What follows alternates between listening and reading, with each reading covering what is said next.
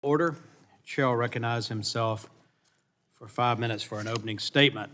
I want to thank you all for being here today and welcome to the Energy, Climate, Grid Security Subcommittee hearing titled Politics Over People, How Biden's LNG Export Ban Threatens America's Energy and Economic Security. Ignoring science and heeding the loudest of his political base, President Biden recently moved to ban exports of U.S. liquefied natural gas, or LNG. And he did this over the best interest of the American people. Less than 2 weeks ago, the Biden administration announced that it would impose an indefinite ban on the issuance of LNG export permits to non-free trade agreement countries while it conducts a review to consider the climate impacts of natural gas. The Biden administration did not issue an executive order or request Congress to enact legislation, but instead issued this major policy shift through a fact sheet and a press release. The announcement indicates no endpoint or timeline for this indefinite pause. We invited the Department of Energy to testify, but they declined to send anyone to this hearing. They left America and communities throughout Louisiana and Texas with many unanswered questions and unrecognized concerns. I'm thankful, however, we'll get to hear from witnesses who can speak to the benefits of U.S. LNG and how the ban on LNG exports will harm the American economy, our energy security, and our national security. LNG exports strengthen energy security, create jobs, decrease energy prices here at home, and lower emissions globally. U.S. LNG exports could support up to 452,000 additional American jobs and add up to $73 billion to the U.S. economy by 2040. They can also create billions of dollars in revenues for federal, state, and local governments. In addition to undercutting our domestic energy industry, President Biden's decision is a gift of Vladimir Putin. Global demand for natural gas is expected to increase 46% by 2050. And our European and Asian allies who want to do business with the United States will now look to Qatar, Russia, and Iran to meet their growing energy needs. The Biden administration's energy policy has been a handout to our adversaries. The happiest person when Biden took office was Vladimir Putin. He knew he could continue to exploit the stranglehold of the well-funded radical climate lobby has on this administration. These radical environmentalists don't seem to care about the economic and environmental benefits of exporting U.S. gas has, especially to countries desperate to escape energy poverty. Under current law, any person wishing to import or export U.S. natural gas must first obtain approval from FERC to construct and operate an LNG facility. This requires applicants to complete an environmental and safety review. After FERC issues the certification, DOE conducts a public interest review of the project. DOE is required to do this for all exports going to non-free trade agreement countries. DOE is required to grant the export application unless it is found that the proposed exportation and importation of LNG is not in the public interest.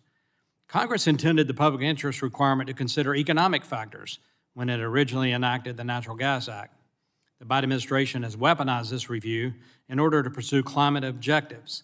Ironically, Biden and the environmental radicals are going to achieve the opposite because a ban of U.S. LNG exports will increase global emissions. Republicans have a solution.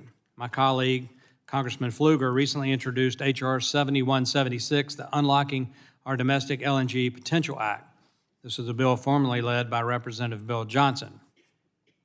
This bill would lift all DOE restrictions on the import and export of natural gas. Export facilities would still have to receive certification from FERC, but DOE would no longer be able to halt exports based on this administration's weaponized public interest test. DOE has consistently found that U.S. LNG exports serve the public interest because they contribute positive economic benefits and strengthen energy security for the American people. These exports also have the potential to reduce global greenhouse gas emissions. Mr. Pfluger's bill is a solution to pushing back on yet another awful Biden energy policy, and I urge all my colleagues to support that effort. So I look forward to hearing from all of our witnesses today, hearing all the member questions and answers, and I'll now recognize the ranking member to get for 5 minutes for opening statement. Thank you, Mr. Chairman. The United States leads the world in both the production and exportation of liquefied natural gas, also known as LNG. According to the Department of Energy, the U.S. harnesses enough LNG energy capacity to export 14 billion cubic feet per day. Based on FERC's latest report, there are enough LNG facilities under construction that are fully permitted to nearly double our current export capacity, and enough facilities that have not yet started construction. Enough facilities that have not yet started construction but are fully approved by both DOE and FERC to more than triple our current export capacity over the next decade. These efforts will keep the U.S. on track to lead the world in LNG exports for years to come. Each proposed LNG export facility must undergo a rigorous permitting process outlined by the Natural Gas Act, beginning with FERC and ending with DOE. Applicants must obtain authorization from FERC to construct and operate a proposed LNG facility. Once approved by FERC, DOE considers whether the proposed export of natural gas is consistent with public interest. It's important to note that DOE is required to grant the application unless it's found to be inconsistent with public interest. So this sets a high burden of proof for denying a project. So many people may be curious as to what defines the, quote, public interest. It's a purposefully broad phrase, and it encompasses both economic and environmental considerations. It's imperative for DOE to include pertinent factors like domestic energy prices, greenhouse gas emissions, and impacts on communities that have been hit hardest by pollution throughout our history when considering how a project will affect our nation. As everybody here knows, this past month, the Biden administration announced a temporary pause on pending approvals of new LNG exports. This pause was announced to fulfill the administration's duty to protect Americans' interests under the Natural Gas Act and to allow DOE to update its underlying analysis for LNG authorizations. Analysis which was last updated in 2018, when the U.S. was exporting only 1/3 of the capacity that we have today. Now, that was pre-COVID, and the impact of the pandemic on our economy and communities must be taken into consideration. The fact that our nation's production has ramped up so quickly must be considered, especially since the U.S. currently has enough approved capacity to fulfill the world's energy needs in the short and medium terms.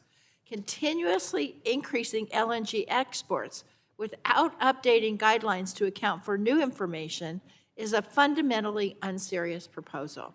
The administration's pause will allow them to update guidance to make sure we're not approving additional LNG exports to support other countries at the cost of Americans back home.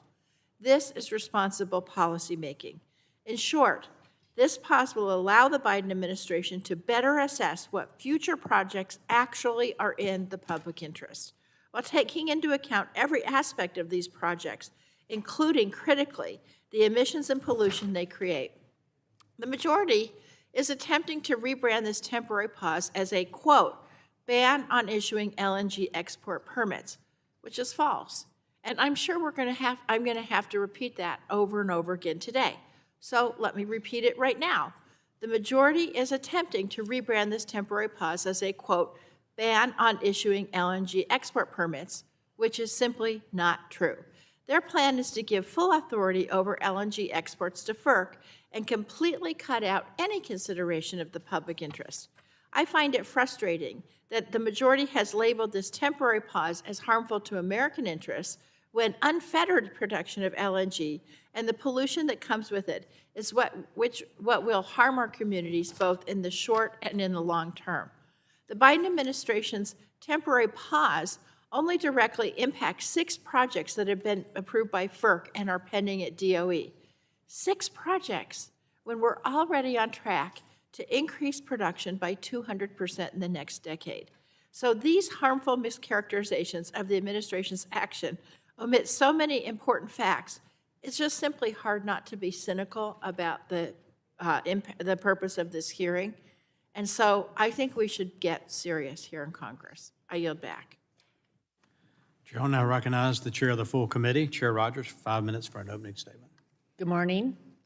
The U.S. is blessed with tremendous natural resources, which we've been able to harness as a result of free markets and an entrepreneurial spirit that is uniquely American. We've harnessed the power of nuclear energy, electrified millions of rural Americans' homes with clean hydropower, and ushered in the shale revolution, which unleashed clean natural gas. As a result of this, America is the #1 producer and exporter of liquefied natural gas in the world. This has helped us shift markets and bolster our own energy security and that of our allies, away from adversaries like Russia and Iran. And it's enabled the U.S. to reduce emissions more than any other nation, both at home and abroad. Leadership matters. American leadership matters.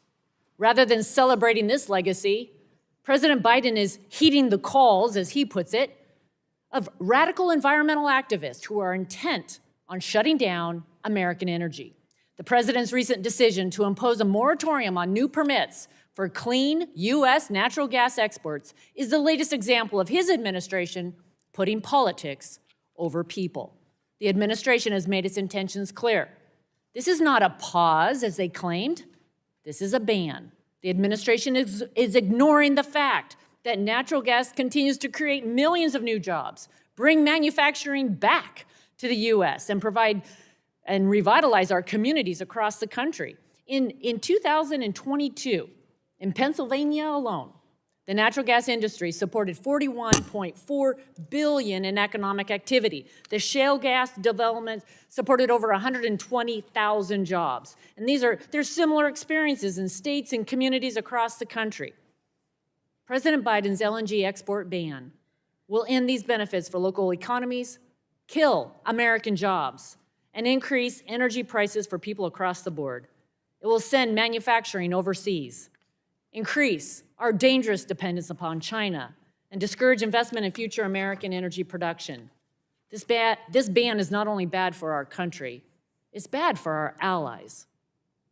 The U.S. LNG has been the lifeline to Europe ever since Russia's invasion of Ukraine. It has helped reduce natural gas prices in Europe by over 83% since 2002 levels following Russia's invasion. In December 2023 alone, 61% of U.S. LNG exports went to Europe, keeping their homes heated, their businesses running, and their lights on. And it has also helped them reduce emissions. Not only is U.S. LNG more than 40% cleaner than Russian natural gas, it's a better option for power generation than other alternatives currently being used. U.S. exports spurred our European allies to quickly invest in new LNG import facilities in order to further wean themselves off of Russian natural gas. This decision to ban exports is a gift to Putin. And we all know Putin is using energy as a weapon. This is giving the Russians greater leverage over our allies while further funding their evil activities, including the aggression against the Ukrainian people. It will destabilize Europe's energy market and signal to our allies that we are no longer a dependable partner. From day one, President Biden has mobilized bureaucrats across the federal government to force an energy transition on Americans. From efforts like the Clean Power Plan 2.0, which will force states to change fundamentally how they generate electricity and raise costs across the board, to electric vehicle mandates that force Americans to buy electric vehicles, more expensive, less reliable alternatives. This administration's rush to green agenda is shutting down American energy production, driving up cost to consumers, costing people their jobs, and making us more reliant on China and our allies more dependent upon Russia. America's abundant energy resources are critical to our economic and national security. Instead of shutting down American energy, we must ensure energy security for us and our allies. President Biden's keep it in the ground policies are unsustainable, and they're harming America's future. Only by standing up for American values of free market, competition, innovation, environmental stewardship can we protect our future. Today's hearing will give all the members an opportunity to hear from some perspectives that are currently being intentionally left out of the conversation. And we'll hear about important solutions like H.R. 7176, led by Representative Pfluger, which will immediately end the Biden administration's ban on LNG exports. The president must stop putting politics over people. He must reverse this reckless decision and stop the attacks on American energy independence. With that, I yield back. Julie yields back, and I now recognize the ranking member of the full committee, Mr. Pallone, for 5 minutes. Thank you, Mr. Chairman. Today's hearing will look at the Biden administration's recent action to ensure that exports of liquefied natural gas, or LNG, benefit all Americans. This is a common sense action. Before we send our energy resources abroad, it is only right that we first confirm doing so is in the American people's best interest, not the interests of our competitors. We should examine the impacts of LNG exports on energy prices, global greenhouse gas emissions, and environmental justice communities. China is also a leading destination for American LNG, and that deserves scrutiny. The president's action is not in China's interest. If you oppose China, you should favor the president's action. Furthermore, the law requires the Department of Energy to determine that LNG exports to non-free trade agreement countries are in the public interest before approving them. The Natural Gas Act is crystal clear in this regard, and the Biden administration's actions are designed to ensure that the Department of Energy is following the law. After all, the LNG market is completely different in the United States now than it was 6 years ago. Back in 2018, there were only 2 operating LNG export terminals in the United States for a combined capacity of 4.8 billion cubic feet per day. Now there are 7 operating facilities with the ability to export triple that amount, and DOE has already approved enough export permits to triple our LNG exports again. Today, the United States is also far and away the largest natural gas producer in the world. We alone account for 25% of the entire world's production every day, outproducing the next 2 biggest producers combined. If we're evaluating whether LNG exports are in the public interest in 2024, we should be using 2024 data and analysis to make that determination. There are a lot of reasons why the law does not allow for unfettered exports of LNG without review. The first reason is that LNG exports can drive up energy prices for American consumers. 2 years ago, we saw natural gas prices here at home triple to levels not seen since 2008, all because of Putin's invasion of Ukraine and the subsequent European energy crisis.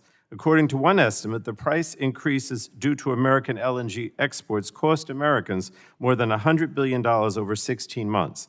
This alone is a perfect example of why the DOE review is necessary. And the DOE's examination is also necessary considering that a huge amount of our nation's LNG exports go to China. In 2021, China was the second most popular destination for American LNG exports. Republicans say they're tough on China, but in their pursuit of unlimited LNG exports, they're not only increasing prices on American consumers, but providing cheap natural gas to fuel China's industrial economy. That is contrary to American interests.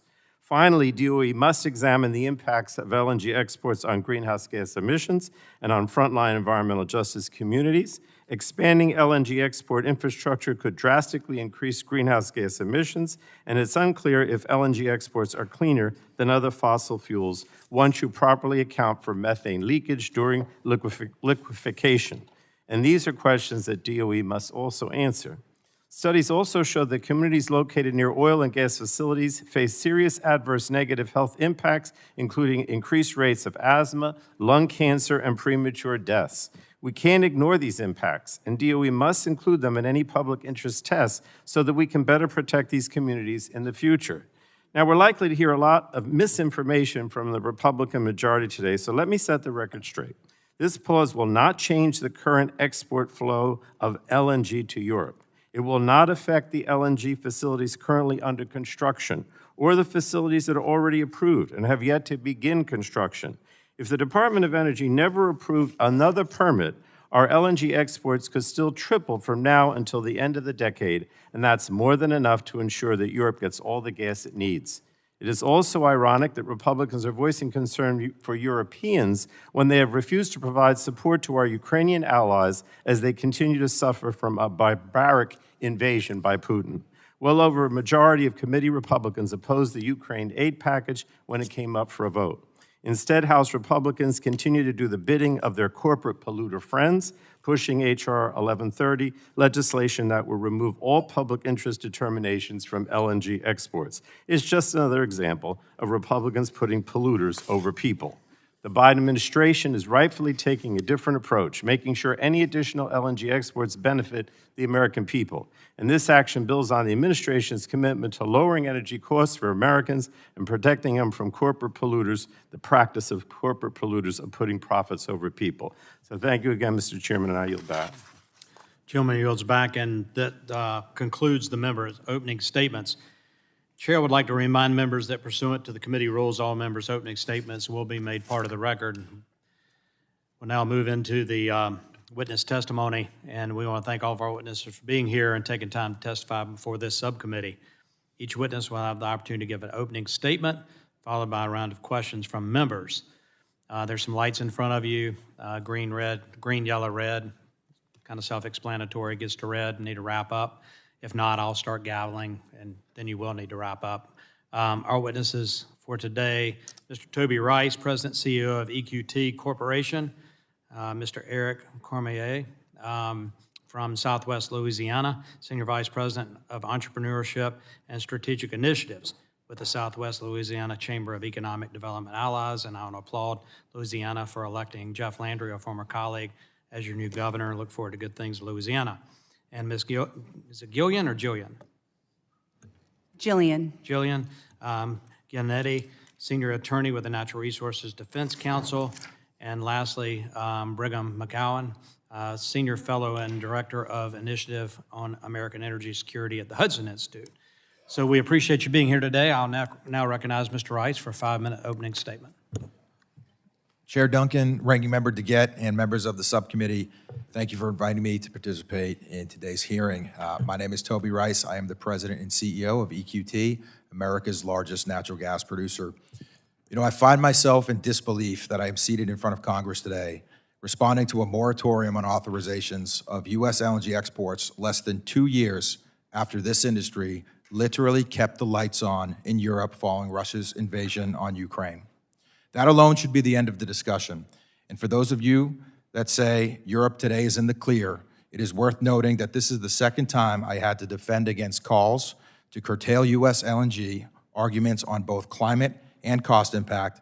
The first time was a letter I sent to Secretary Granholm just 8 days before Russia's invasion of Ukraine. That U.S. LNG saved Europe is just the latest in a long list of monumental achievements by the U.S. natural gas industry. It wasn't too long ago that our country was importing natural gas. Today, thanks to the shale revolution, our country finds itself in a position of energy independence, power, and wealth, as opposed to relying on Russia, Iran, or Qatar for our natural gas needs. Thanks to the shale gas revolution, we have had so much abundance that we have been able to power our allies in Europe and Southeast Asia, fostering trade and geopolitical alliances through the export of LNG. And thanks to the shale gas revolution, over the last 2 decades, not only has the U.S. had the lowest energy costs in the world, resulting in one of the strongest economies in the world, it has led the world in emissions reduction. The shale gas revolution single-handedly contributed to over 60% of the emissions reduction in the United States since the turn of the century by doing one simple thing: displacing coal with natural gas. The announcement from the Biden administration has sent shockwaves across both sides of the Capitol and both sides of the aisle. You see both Republicans and Democrats in a welcomed moment of bipartisanship urgently calling for Biden administration to undo this decision, a decision that will undoubtedly have a short, medium, and long-term impacts on our allies and our climate. Let's call this what it is. The Biden administration's decision was pure politics. The moratorium was made under the guise of updated research and a claim that we needed updated studies on the environmental and economic impact of U.S. LNG. But we all know what it really is, and that's an election year stall designed to garner votes. The Biden administration is touting the moratorium as a win for climate. In reality, it is significantly a blow backwards towards climate. As anyone that has taken the time to look at the data knows, we are hitting all-time highs for global emissions year over year. And outside of the United States, nearly half of these emissions are coming from international coal. Over the last 2 decades, it has become clear that the fastest, most impactful way to address this problem is to replace international coal with domestic natural gas. But still, there are those who say, what's the big deal? We're still the largest producer of natural gas. We're the largest exporter of LNG. Is it not enough? Well, let me ask you this question. Is replacing only 7% of the world's largest source of emissions enough? Not to me, and I think a lot of our friends pushing for climate solutions would agree. Now is not the time to slow down LNG. Now is the time to accelerate it. This is not to say that this industry is giving itself a free pass. We're doing everything we can to continue to provide Americans and our allies with abundant, affordable, reliable, and particularly cleaner energy. Take EQT, for example. Since 2019, we have cut our methane intensity by roughly 70%, and by the end of this year, we expect to be the first traditional energy company of scale in the world to achieve net zero on a Scope 1 and Scope 2 basis. It is this gas, not Russia's gas, not Iran's gas, and not Chinese coal, that the administration is seeking to block from entering global markets. The markets work, and if our cleaner, more affordable, more reliable gas is taken out of that market, it is Russia, Iran, and Chinese coal that will benefit, not the climate. And this gas is not the government's. It's owned by companies like mine and millions of American citizens. Since 2020, the gas that my company sold has resulted in billions of dollars being paid directly to landowners and in rural Appalachia and in the form of state taxes. That money has funded family farms, schools, hospitals, roads, and community foundations in Pennsylvania, West Virginia, and Ohio, all for simply allowing us to provide the cleanest form of traditional energy in the world. We are fortunate to live in a country that is blessed with abundant resources, a country that has a top-of-the-line workforce, and the ingenuity of the American people. We are privileged to be able to argue over our energy mix and the weighting of various energy sources over others. But this is not the case for so many outside our borders. We have the opportunity to provide energy security to the globe and to show how other countries can eventually follow our footsteps in reducing emissions. This is what the United States does. We lead. Let's stop playing politics with energy. Let's follow the data. And instead of pausing LNG, let's unleash it. Gentleman yields back. I'll now recognize Mr. Cormier for 5 minutes. To the honorable members of the committee, I want to offer greetings from residents and business community of Southwest Louisiana. Again, my name is Eric Cormier. I'm Senior Vice President of Entrepreneurship and Strategic Initiatives for our agency. Southwest Louisiana comprises of 5 parishes: Allen, Beauregard, Calcasieu, Cameron, and Jeff Davis, for a total of 1,978 people. I want to tell you more about us, but time does not permit. Today, I'm here to offer insights from our Chamber of Southwest Louisiana perspective regarding the Biden administration's decision to pause decisions related to the export of liquefied natural gas to non-free trade agreement countries pending a Department of Energy review of project evaluation policy.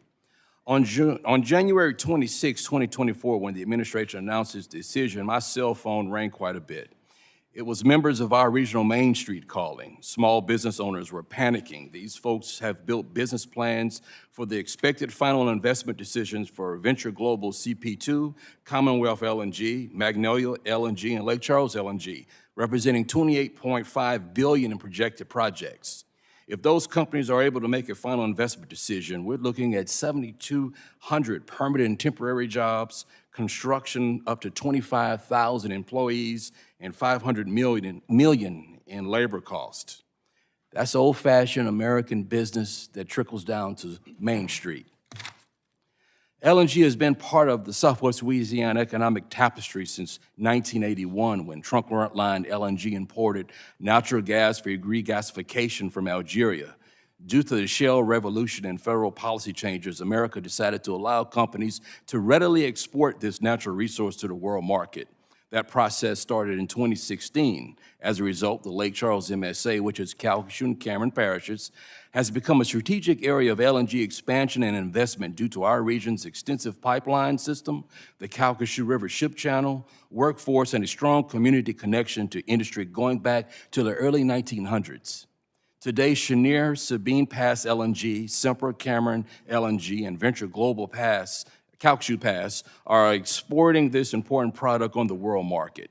According to the Lake Erie Industry Alliance, those 3 companies combined for a total of $34 billion in investment in our region, which created over 3,000 direct jobs, 16,000 construction jobs, $1.2 billion in labor costs, and $1 billion gross domestic product.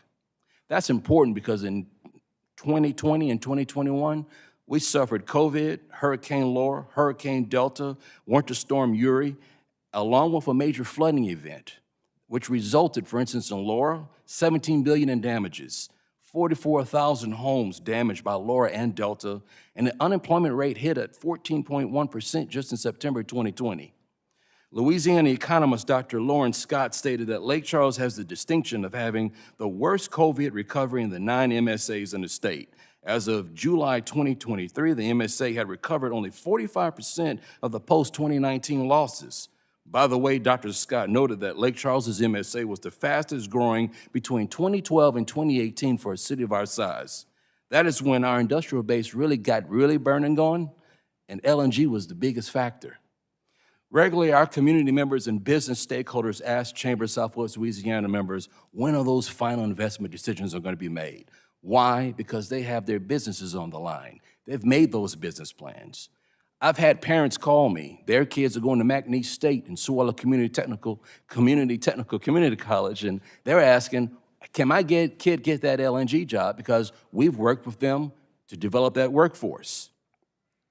So just so you know, Southwest Louisiana is in the early stages of a clean energy future. Right now, our office is working with our governmental partners, developers, and innovators to pave the way for solar, wind, and hydrogen energy development. Yet we are not there yet. Natural gas is the gap filler to alternative forms of clean energy. The Chamber of Southwest Louisiana adamantly disagrees with the Biden administration's decision to indefinitely pause LNG projects going forward. This decision has unintended consequences which impact our community. Main Street is upset and scared. We want to move forward and progress. Thank you for your time.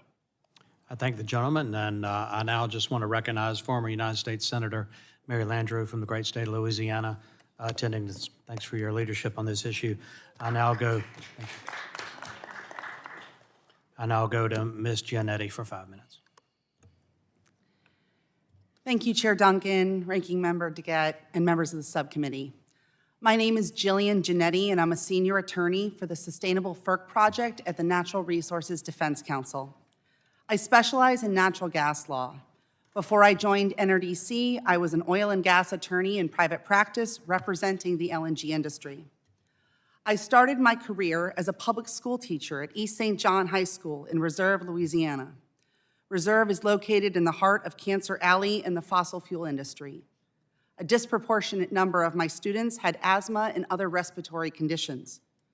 I care deeply about the Gulf, its culture, and its ecosystem. Today, I will discuss the Biden administration's important but moderate January 26, 2024 decision to pause the Department of Energy's reviews for some liquefied natural gas exports. I'd like to explain what this policy is, what it isn't, and why this pause is an important common sense measure that all Americans should support. The relevant law here is the Natural Gas Act. Under the Natural Gas Act, LNG exports are treated differently, depending on whether the U.S. has a free trade agreement with the destination country that addresses natural gas. Countries with such an agreement are called FTA countries, and the rest NFTA countries. DOE must approve all gas exports to FTA countries, period. And nothing in the administration's January 26th announcement changes that. All current and future FTA exports are unaffected by the pause.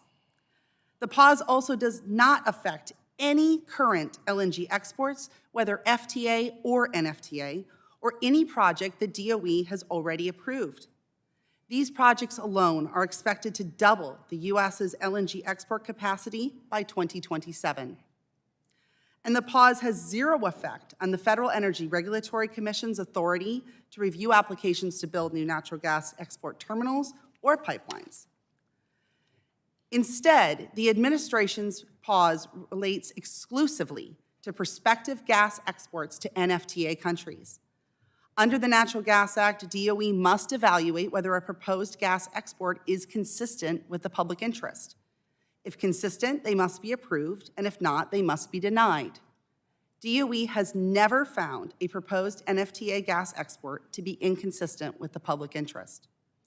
And that brings us to the reason for the pause. Put simply, DOE's tools for assessing whether future gas exports are consistent with the public interest are both obsolete and inapplicable. First, DOE has never published guidelines for evaluating the public interest for LNG exports. Never. In 1984, the Reagan administration published guidelines for LNG imports, but this is the closest the DOE has come to speaking on the subject, even though the U.S. is now the world's leading LNG exporter. Trying to assess 2024 LNG exports based on guidelines written for 1984 LNG imports is like trying to stream Netflix over a Betamax. Second, the studies DOE relies on need revision. Although these studies date to 2018 and 2019, LNG exports have increased by nearly 200% since then, and these studies also include outdated analyses of the domestic pricing, consumer, and climate impacts of LNG exports. The administration's January 26th pause enables DOE to update these updated tools, receive public comment, and avoid issuing decisions that are legally unsound. In other words, the administration's pause puts the horse back in front of the cart. To that end, the pause wisely does not prescribe, recommend, or predetermine what the final analysis will look like, nor does it prematurely declare a position on any pending application.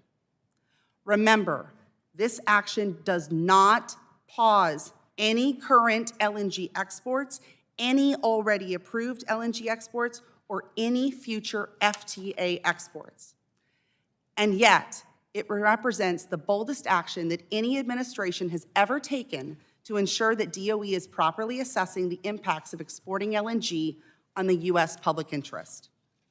In short, the January 26th pause is a common sense move that both respects our allies and puts the U.S. public interest front and center. And that's exactly what the Natural Gas Act demands. Thank you. Generally yields back. I'll now go to Mr. Cowan for 5 minutes.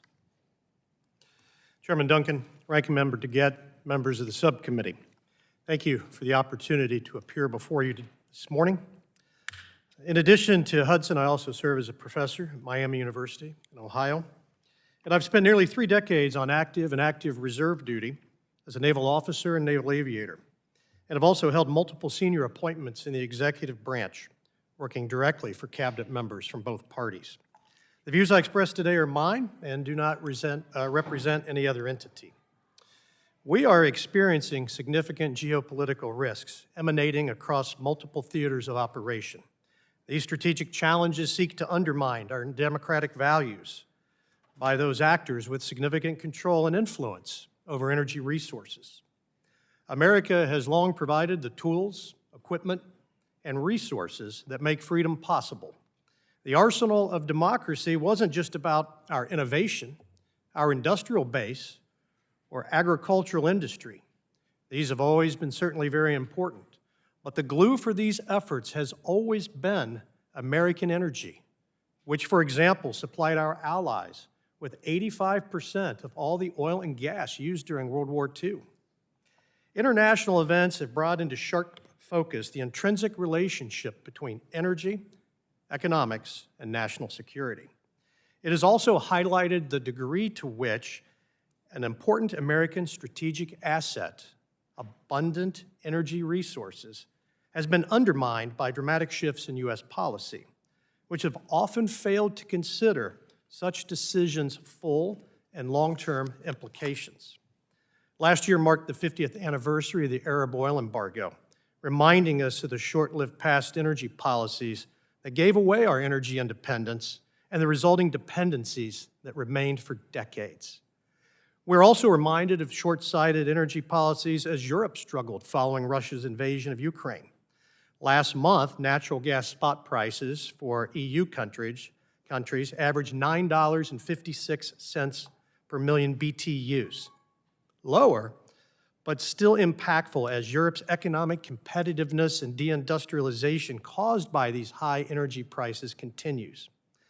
That said, Europe fares far better off than it would have been absent American LNG.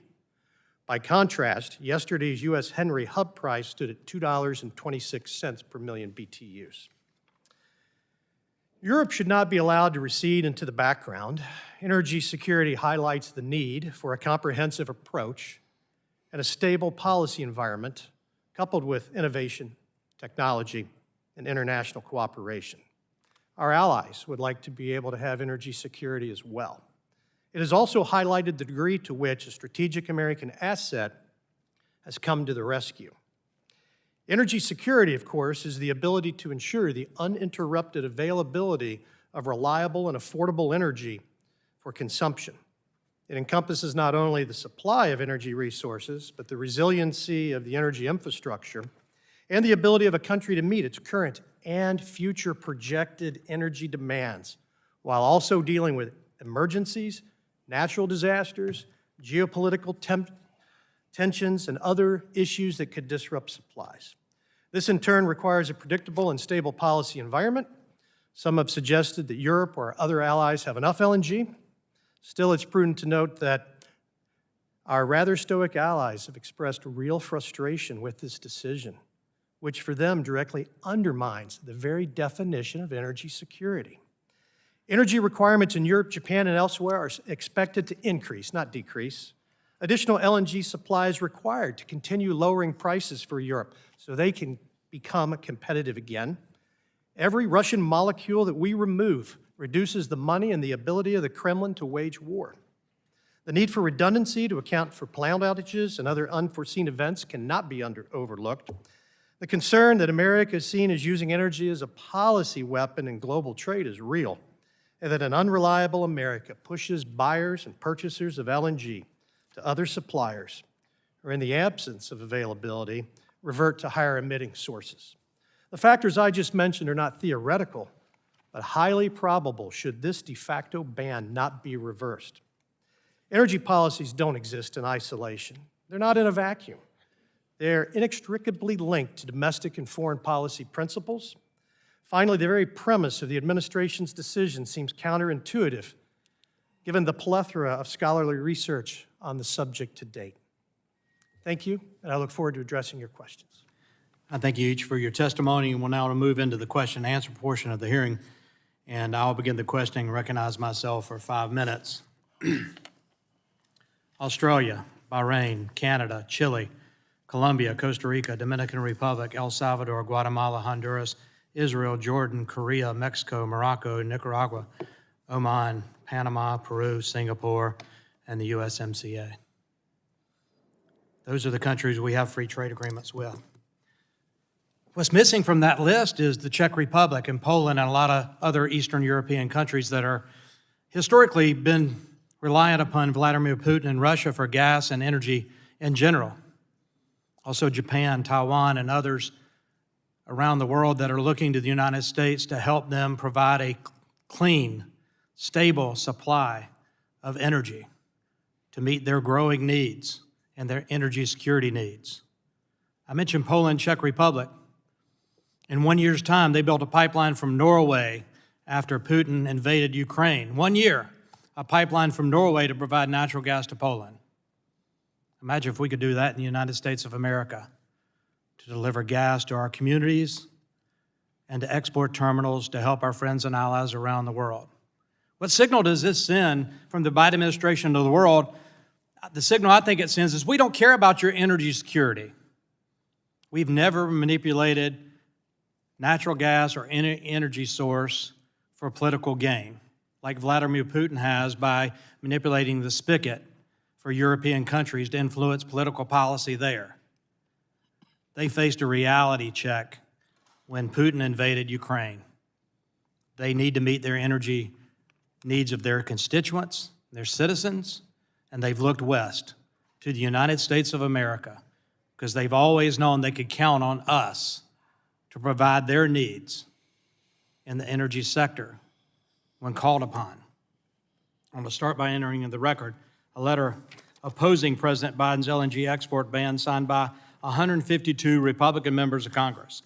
I co-authored this letter with Chair Rogers, the Speaker of the House, House leadership. This letter expresses opposition to the DOE's ban on LNG export. So without objection, so ordered. There's bipartisan outrage over President Biden's election year stunt. The president received a similar letter from House Democrats by our colleagues on this committee, and I commend them for that. As our letter states, this decision is economically and strategically dangerous and unnecessary. Under both Democrat and Republican administrations, the DOE has consistently found that U.S. LNG exports serve the public interest because they contribute positive economic benefits and strengthen energy security for the American people. They also have the potential to reduce greenhouse gas emissions. Mr. Rice, how does this announcement impact American energy workers, including in Pennsylvania, and what signal does this send to investors and job creators? Well, it's certainly not helpful, and it's actually destructive. You know, these facilities require billions of dollars of investments to make happen, and any sign that there is going to be political force introduced into market forces is going to make it very difficult to invest.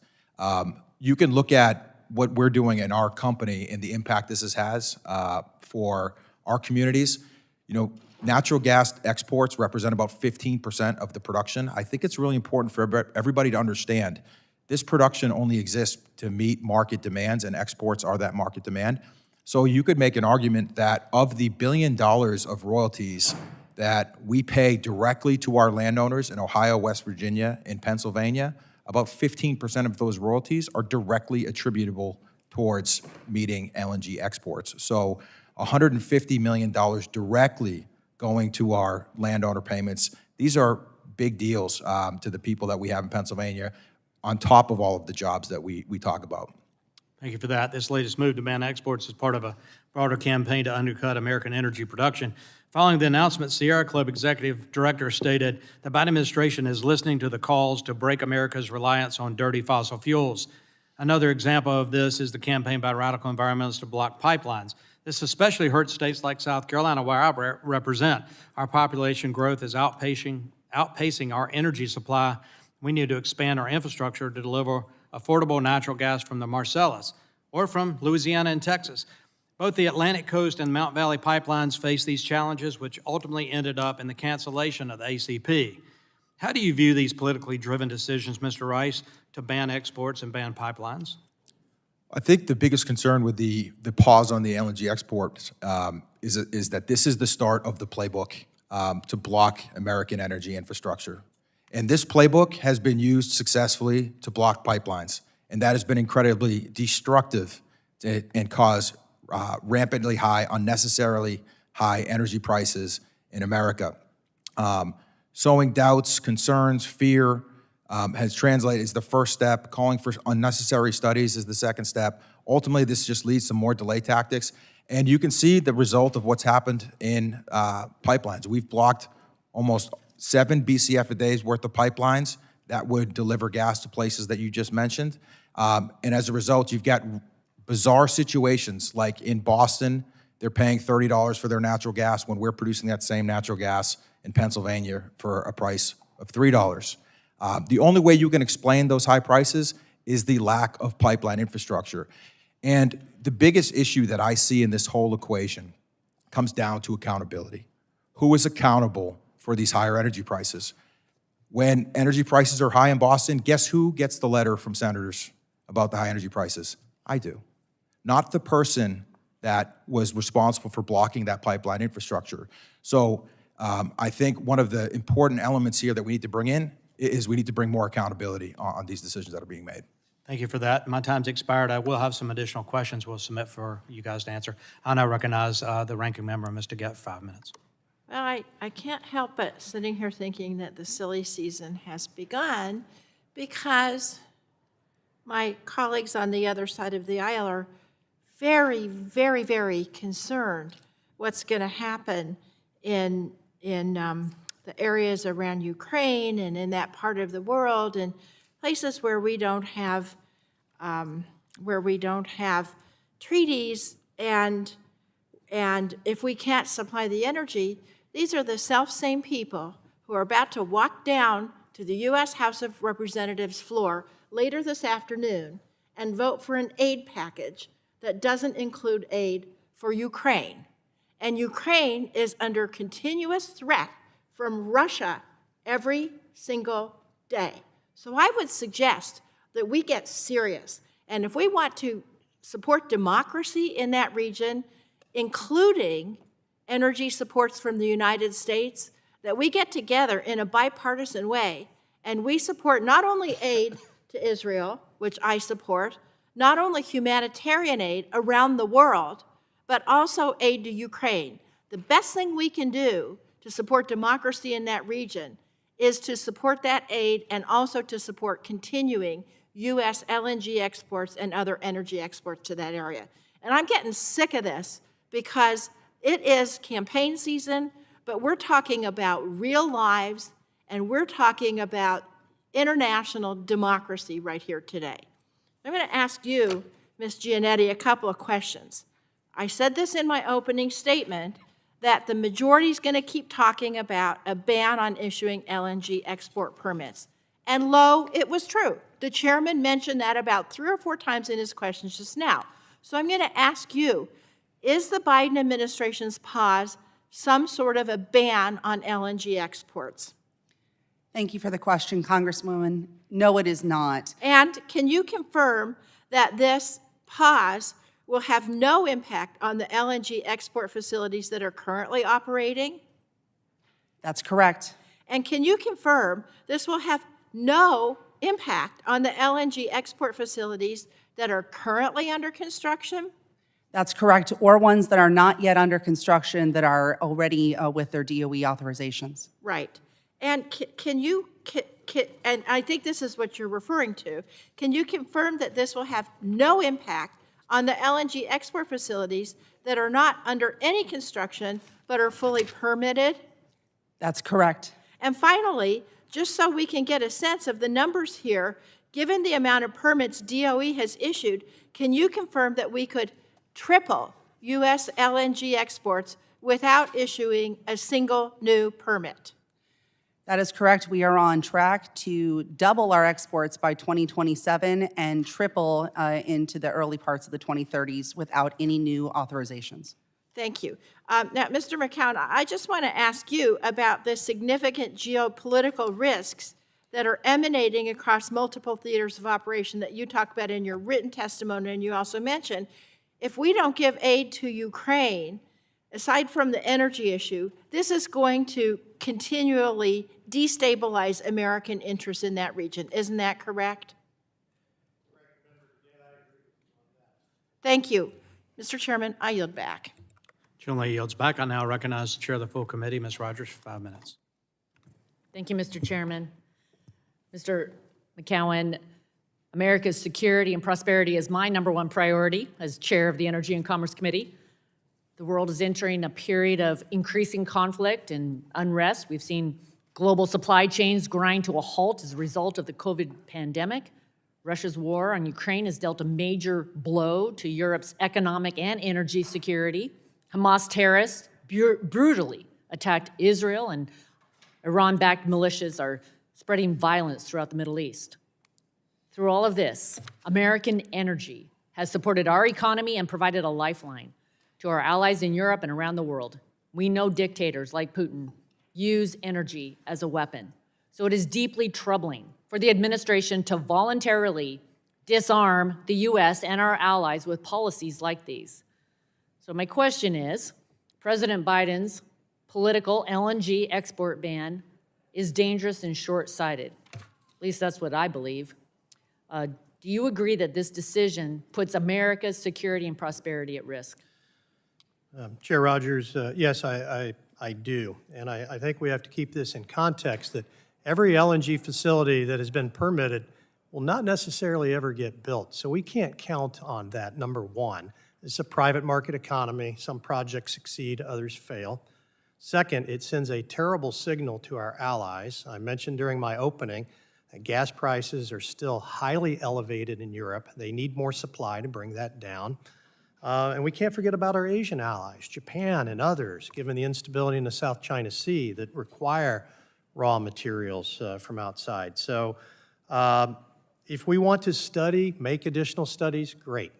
But let's not make decisions until those studies have come out. And we all make mistakes, and I hope that we can convince the Biden administration to reverse course and not gloat, but yet it's the wrong call.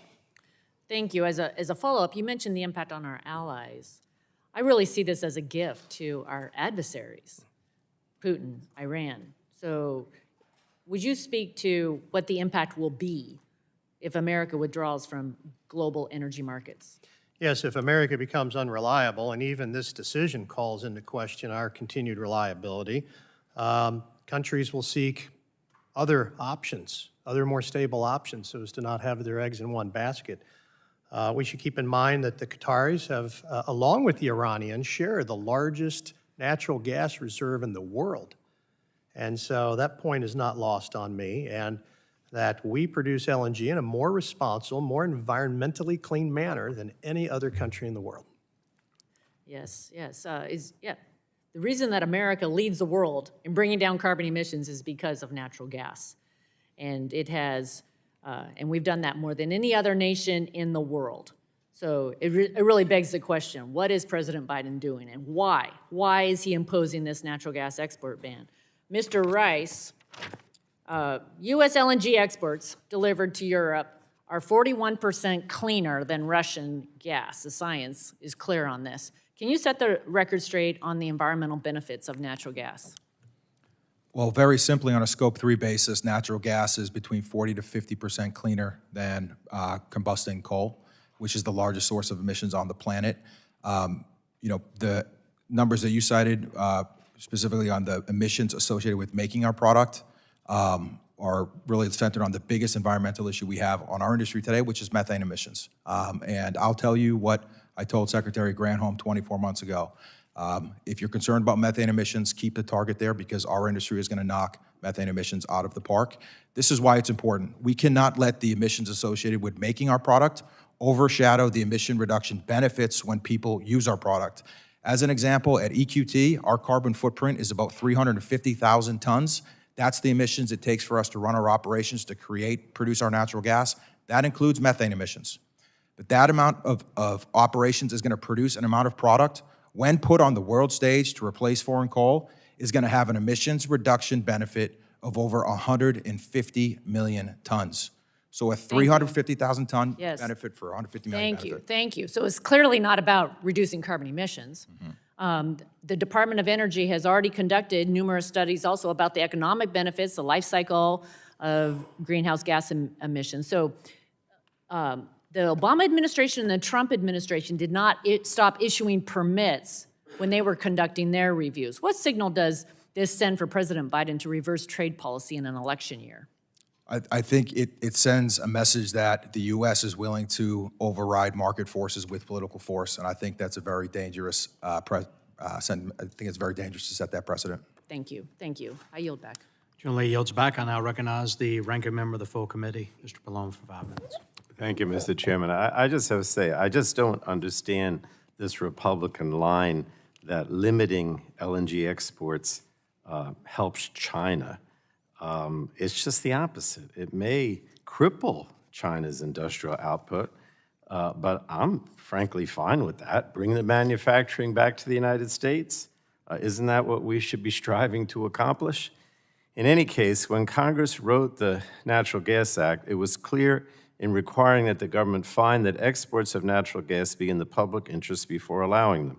Republicans have pushed to automatically assume that all gas exports are in the public interest, allowing gas to flow based on what most benefits fossil fuel companies rather than what benefits everyday Americans. So my questions are of Ms. Giannetti. Can you discuss why Congress originally required this public interest determination for LNG exports to non-free trade agreement nations? And can you talk about why making sure that determination is thorough and defensible is so important, if you will? Thank you, Congressman. The public interest standard actually dates to the 1880s with state statutes affecting railroad permitting. For as long as we have been permitting infrastructure in this country, we have understood that it's important to look at a holistic group of factors in evaluating whether that decision is correct. Going back to that time, environmental impacts were part of the consideration. For example, looking at the view shed or impact of infrastructure on a beach. That standard and understanding was universally understood in the 1930s and was part of the reason why this Congress rightfully copied it into the Natural Gas Act. Thank you. Now, just a few years ago, we saw proof that LNG exports have a clear impact on consumer prices when domestic natural gas prices dropped by 10% in the wake of an explosion at the Freeport LNG export facility, and then when they increased again once that facility was restarted. So, Ms. Giannetti, can you discuss the impacts that LNG exports have on consumer prices and how those impacts must be accounted for in any public interest determination?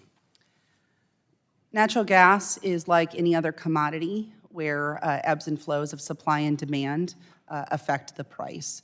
And when the Freeport terminal had its explosion, went offline, eventually actually prices dropped domestically by 25%.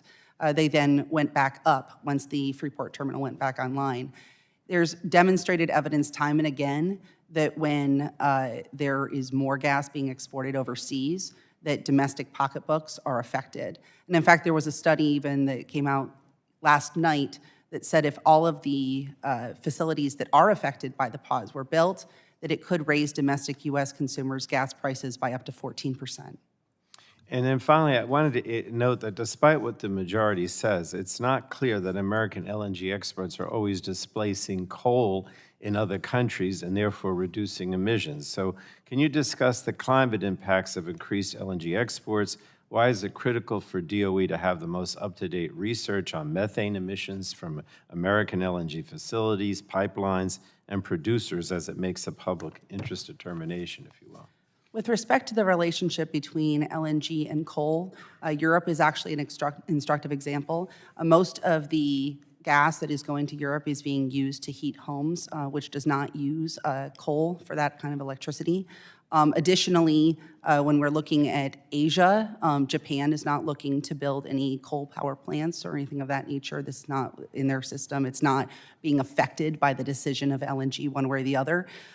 In terms of the climate impacts of LNG, it is a potent fossil fuel. It is methane. It has an extremely powerful GHG impact. And there are impacts across the entire value chain from the extraction of gas, transportation, liquefaction, regasification, and eventual burning. Thank you. I just, conclude, I really don't understand my colleagues on the other side. It's almost as if they're afraid that if China doesn't get enough energy resources, that's going to hurt their industrial impact and their ability to manufacture goods. Frankly, I could care less. I would almost I prefer if their industrial impact input is reduced and there's an incentive to manufacture here as opposed to in China. It seems to me that's exactly what we're trying to do here. We want to do more manufacturing here and less there. But thank you, Mr. Chairman. I yield back. Chairman yields back. I now go to Ohio's Mr. Latta for 5 minutes. Thank you, Mr. Chairman, and thank you to our witnesses for being with us today. This is a really important topic, not only for our country, but for my district. In the 5th District of Ohio, we have 86,000 manufacturing jobs. And, if we don't have affordable energy, we can't compete. And what's made this country great in the last several years is our ability to produce this natural gas that makes our companies out there being out there and make what they got to make. There's an article that was in the, or an editorial that was in the Wall Street Journal the other day, and I'd like to get Mr. McGowan and Mr. Rice your opinion on this. This is what it says, and I'm not going to read the whole article. The White House says the pause will only affect a handful of projects that are currently seeking Energy Department permits. But this is dishonest. It will also freeze about a half dozen projects seeking FERC approvals and could halt another dozen or so that may have been permitted by previous presidents. That's because the Energy Department in December announced that projects not yet operating will have to reapply for permits. It's been 7 years since they were authorized, so projects in the works could get deep-sixed, even if they have billions of dollars committed in capital and contractual agreements with customers. Mr. McGowan, your thoughts. Thank you very much. My understanding is that there's a shelf life on the permit of 7 years, and then you have to go back through the process, but I'll defer to Mr. Rice on that. But I think what is clear from this is that the policy is cloaked in this this pause. A pause is something I do before answering your question. It's a very short period of time. This is not a pause. This is a ban, and I don't think we're going to see the pause end until after the presidential election. And so I wish they would just call it what it is. It is an imparting environmental goals into stopping a very successful industry. Hey, Mr. Rice? Yeah, I mean, after listening to some of these questions and some of the answers here, I mean, the question I have is, if this is just a pause, why do we? It doesn't impact any of the markets. Why do we even have to do this? Why do we have to send this signal that America is going to play games with the energy security of our allies? Again, I think this is a signal that is going to chill investments. And I was in Europe last week, and we had to have many conversations to reassure our allies that America will be able to depend on America to deliver the energy security that they've relied on in the past. Let me follow up, Mr. Rice. What happens to these companies that might be, as the Wall Street Journal said, might get deep sixed? What happens to these companies out there and their ability in the future to produce natural gas? Well, I'll tell you the playbook in pipelines, which I think is trying to be played here on the LNG front. Ultimately, these delays, stalls, ultimately increase the cost of these energy projects with the hope that these projects never get funded, never get built. This is exactly what happened with pipelines. And we need to prevent that from happening again, because blocking energy infrastructure in this country is the thing that has crippled our energy security, not only here in America, but preventing us from providing more energy security to our allies. Well, let me ask you this. Let's go downstream a little bit. What happens to the companies that produce the pipe and the equipment? Do they stay in business if they don't have anybody out there drilling? Well, without these projects, these companies do not exist. We've seen billions and billions of dollars be destroyed because of the environmental activism that have blocked pipelines, which are the safest way to move energy around this country. And so, just look at MVP as an example. It took an act of Congress to get a pipeline built in this country. Like, people ask me, am I excited about MVP getting passed by Congress? It's exciting for 1 second until you realize we're in a country where it takes an act of Congress to get a piece of energy infrastructure built in this country. Americans should be shaking their heads at that and looking for a fix. Mr. McGowan, do you think and believe that we have enough sufficient natural gas to supply not only our domestic needs and keep prices low, while also meeting growing demand that's out there, not only in this country, but around the world? Yes, sir, we absolutely do. And the bottom line is there are short-term price fluctuation swings as markets realign, but the trend line for our own domestic pricing is continuing downward while we are continuing to export more. There is not a direct, it's not a direct relationship, so it's not costing American consumers. Well, thank you very much, Mr. Chairman. If I may, I'd like to ask unanimous consent to submit for the record the Wall Street Journal article from February the 4th of this year for the record. So without objection, so ordered. Thank you. I yield back. Gentleman yields back. Chair will now go to the gentleman from California, Mr. Peters, for 5 minutes. Thank you, Mr. Chairman. I do have to say, I certainly think that the ranking member made an important point when she noted that people will be anti-Putin in this room and then go down the other building and vote for Putin. And I think it makes it really hard to comprehend. But anyway, and that's where this place is. I've never seen it in a worse spot. And here you are having to deal with us. So I appreciate you being here today.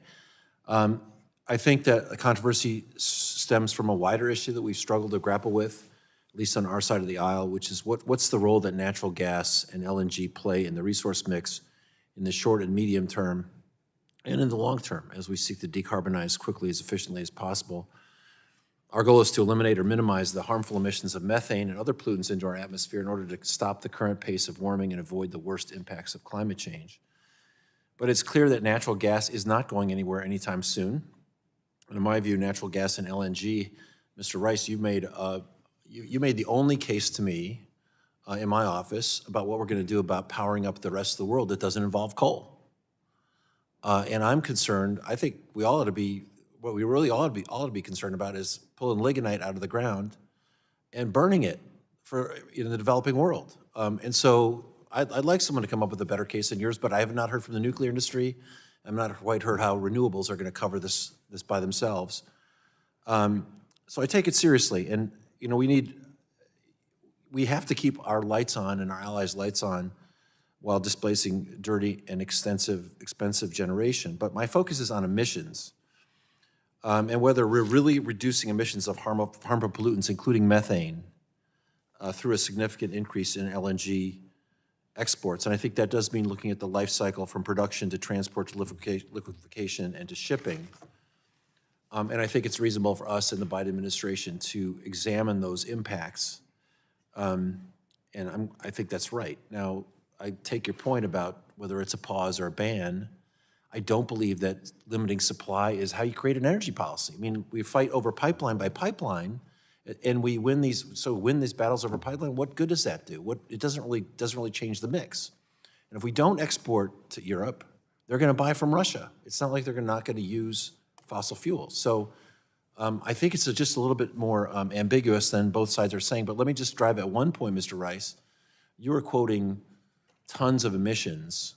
Are you putting methane and carbon dioxide in the same bucket? Yes, that would include the CO2 equivalent. So you would convert methane into a CO2 equivalent, and that, So you're those numbers. giving credit to the much more harmful impact in the short run that methane has on global warming. By taking a factor of, I think it's 84 times for the methane emissions, yes. All right. And I asked Ms. Giannetti, is that fair? What's wrong with that? What's wrong? What is he getting wrong on that in terms of looking at displacing dirtier gas or even coal? Why is he not right? Thank you for the question, Congressman. One of the key questions that we need to analyze is the net effects of LNG export on our overall carbon footprint. There are pros and cons depending on where we're looking at and what countries we're talking about. I think we agree on that. Just to put a fine point on it, if he's displacing dirtier gas and coal with cleaner gas, what's the objection to that? Or do you think that's not true? When we're looking at displacement, the methods of U.S. extraction vary from company to company. Even within the U.S. value chain, we have deep concerns about methane leakage and the impacts that can have on the overall carbon footprint. But, to go back to something that Do you think he's not accounting for that in his calculations? Pardon? Do you think he is not accounting for that leakage in his calculations? I think that, candidly, I'm not familiar with all of the data that Mr. Rice is talking about, but I do think that in our analyses at DOE, we do not currently, DOE does not currently do that. And, to go back to a comment that Mr. McCowan said earlier, he said, let's do the studies and let's make sure that we are not making decisions until those studies are out. That's exactly what the department is doing through this decision. Well, okay, we're going to run out of time, but it would be interesting to actually have you guys have a conversation. Mr. Rice, why do you think she's not correct? Yeah, so we get a question a lot. Why do we need LNG? We've got other solutions like solar, we've got wind. Why do we even need LNG? The biggest misconception, I think, is that people don't really understand how much energy demand there is in this world. I don't blame them. That's a big thing to get your head wrapped around. But the reality is this: when solar and wind cannot meet the world's demand for energy, the world is going to use coal. I'm sorry, we're getting away from the finer point I was trying to make. But anyway, I appreciate it, Mr. Chairman. My time has expired. I yield back. I thank the gentleman, and I'll go to Kentucky's Mr. Guthrie for 5 minutes. Thank you. I apologize. There's 2 hearings going on for our full subcommittee hearings. I've been upstairs with the FDA and foreign inspections, which are important for our drug supply chain, but this is also critically important. And I just want to talk about, we're in the middle of debate on Ukraine funding and what's moving forward here in the House and the Senate. And I was in a meeting, and it was, only can say really, a major European ally, and it's someone who certainly spoke for the government, left of center, who said in the meeting to a group of members of Congress, said, "If you want peace, produce gas." That's a quote. And one of my colleagues immediately said, "Well, we understand all of the terminals in Europe are full, so even if we produce more LNG, you wouldn't be able to receive it." And this person said, "Well, sell it elsewhere, sell at the Pacific, I don't care. I just need the price to come down. That's what he said. That's a direct quote from somebody who certainly spoke for a government of a major ally in Europe. And it really struck me that the high price of natural gas or energy funds Putin's army, literally funds his army, and we're sitting here debating about sending money to Ukraine to fight the army we're funding because we don't produce enough gas. And so if you look at just the policy, if you're in the Biden White House and you're looking at, I want to restrict exports of LNG, which will raise the price, at the same time asking our hard-charging taxpayers, hard-working taxpayers to fund, and I'm for our friends in Ukraine. Destroying Putin's army in Ukraine is a thing that would be good for America without American men and women doing it. And so Mr. McCowan, and I would like to ask you if you would comment on that, just the national security implications of not exporting liquid natural gas. Yes, Representative Guthrie, thank you very much for that question. Yes, you know, the world is going to get its LNG from somewhere. And if not from us, it's going to be from other less stable, less reliable partners like Russia. Russia has... But even if they don't get it from Russia, the price goes up. Correct. So when Russia sells to somebody other than our European friends, they're getting money. Yes, and choking off Russia's cash to fund its war effort through decreasing the molecules they're able to place on the market is very important. Mr. Rice, would you like to comment? Yeah, I'd just like to talk about how big this opportunity is that we have in the United States. I mean, just real high level, we've studied this. We have a resource that would allow us to be able to support quadrupling our LNG exports to about 60 BCF a day. To put that in perspective, and that would imply a $4 gas price here in the United States, putting it on the doorstep of Europe for a cost of less than $12. 60 BCF a day does not mean a lot to the normal person. But from an energy security perspective, 60 BCF a day is the energy equivalent of adding 10 million barrels a day, which is going to be a decarbonizing force to the world stage. The United States has the opportunity to essentially add a Saudi Arabia of clean energy to the world stage. Think about the amount of peace, prosperity, and influence that can bring from America to the world. It is world-changingly impactful is what we have here in the U.S. So what would that do to the Russian or Putin's government's ability to wage war? Well, it certainly would replace their influence in Europe. And if you want to mitigate the influence of petro-dictators, because guess what? Putin is not the only bad actor on the world stage we need to worry about. Bring more energy into the world, lower the cost of energy. You lower the dollars that they're able to get from their selling energy. So again, I mean, there's so many benefits of how LNG can actually increase the security of our allies and also the security of Americans. And You'd agree with the comment of this European person that said, if you want peace, produce gas. 100%. Thank you. I want to switch really quickly to Mr. Cormier. Is that how you say it correctly? I'd like to briefly, so I'm pivoting to you. Would you comment on how this decision will impact jobs here at home and communities like those in Southeast Louisiana? Yeah.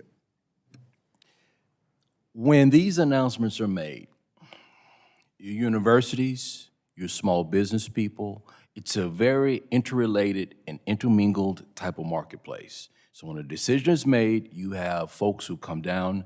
We talk about building jobs. We talk about linking supply chain. We talk about connecting people from jobs to small business. And one of the things that's really impressive in our part of the world, Southeast Texas are like our cousins over there, right with the Sabine River. So when we sneeze, they sneeze, we all catch cold. So what's really important is that you have this intermingling of culture, people, and a mindset. And then for really, really important, I want the committee to understand, Southeast Texas and Southwest Louisiana are still rebuilding from natural disasters that increased, what I want to say, it impacted how much people have lost. We've lost houses. We've lost job opportunities that have been had to move because people had to move out. So we're trying to build this thing back up. And LNG is a very, very, very important part of this piece. We're talking billions in money and in job opportunities. I appreciate my time's gone over, so I'll yield back. Gentleman's time's expired. I'll now go to Ms. Matsui for 5 minutes. Thank you very much, Mr. Chairman, and thank you for all the witnesses for being here today. Natural gas has been hailed as a bridge fuel, replacing coal and providing backup power for renewables as we transition to 100% clean electricity. However, the value of natural gas as a bridge fuel is promised on the belief that gas is cleaner than coal and that the reliance on gas will be short-lived, with clean energy largely replacing natural gas by 2050. Burning natural gas emits roughly half the amount of CO2 that burning coal emits. However, if natural gas is released directly into the atmosphere and not burned, it becomes a very significant driver of global warming. This means that the value of natural gas as a replacement for coal depends on how much gas leaks directly into the atmosphere. Ms. Giannetti, can you describe where natural gas leaks occur across the supply chain and how prevalent these leaks are? Thank you, Congresswoman. So the problem of gas leaks is a significant aspect to the question of the carbon intensity of gas and LNG. And unfortunately, they've been found to happen across the supply chain from the original extraction to transportation, both via pipeline and via ship, and actual regasification and use. Okay. Do we really know how much methane is leaking into the atmosphere across the United States?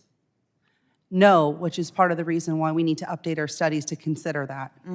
Taking into account about these methane leaks, is there a point at which natural gas becomes worse for the planet than coal? If you take in even minor gas leaks, the carbon footprint of gas can actually be worse than coal. But additionally, we're also looking at a bit of a misnomer here because it is questionable at best, especially looking at Europe, whether gas is even displacing coal. Okay. Sending natural gas to Europe and Asia by ship requires the gas to be super cold and liquefied before being regasified at their destination. This is an energy-intensive process and also creates new opportunities for leakage. Ms. Giannetti, accounting for all of these processes, how does the emissions impact of liquefied natural gas compare to coal? The climate impacts of the entire LNG value chain are enormous and need to be considered when factored into a public interest assessment, and they currently are not. Okay. Clearly, the climate impact on natural gas depends on the degree of leakage. This is a solvable problem, though. The Inflation Reduction Act established a pollution fee for methane and provided funding to help detect leaks and reduce emissions. And in December, the Biden administration finalized a rule requiring oil and gas companies to detect and fix leaks and reduce intentional flaring. However, some in the oil and gas industry want to repeal this methane fee and roll back the recent rule on methane leaks. Ms. Giannetti, what would you say to those who claim natural gas is reducing emissions but refuse to address methane leaks? If we want to take climate change seriously and have a real discussion about the impact of natural gas on that discussion, we cannot do so without focusing on methane leaks and trying to eliminate them to the maximum extent possible. Okay. Even if LNG had lower lifestyle emissions and we knew it was replacing coal, the International Energy Agency has found that the current build-out of LNG export infrastructure is not compatible with the Paris Agreement goal of limiting global warming to 1.5 degrees Celsius. Ms. Giannetti, can you describe how U.S. LNG export capacity compares to expected LNG demand if countries meet their Paris Agreement targets? Currently, we are meeting Europe's demand. In fact, Europe has gas storage of 96%, which is some of the highest storage that it has ever had. Additionally, we expect our European allies to continue to transition away from gas as it revitalizes its system and improves energy efficiency. Accordingly, most studies strongly suggest that the LNG that we produce today and that we'll produce tomorrow, with this pause having no effect on them, will more than supply the European need. So what would you say to the oil and gas industry about the future return on investment for new LNG export facilities? Given that these facilities can last up to 40 years, it's an extremely risky investment to build LNG facilities in the 2030s. So you're saying there'll be stranded assets? It's a high risk of stranded assets. Yes, Congresswoman. Okay, thank you, and I yield back. Generally yields back. I'll now go to Indiana's Dr. Bucshon for 5 minutes. Thank you, Mr. Chairman. I don't know what to say. It's like we're in two different universes.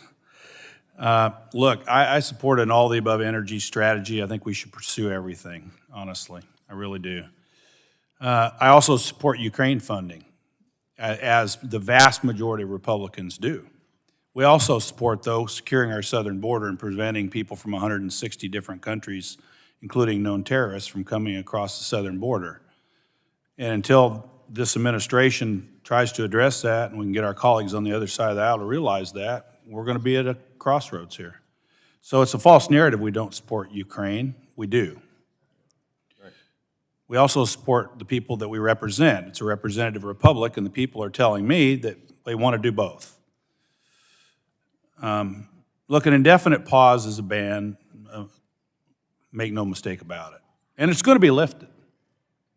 It's going to be lifted in November of this year, after November 5th, or honestly on January 20th in 2025.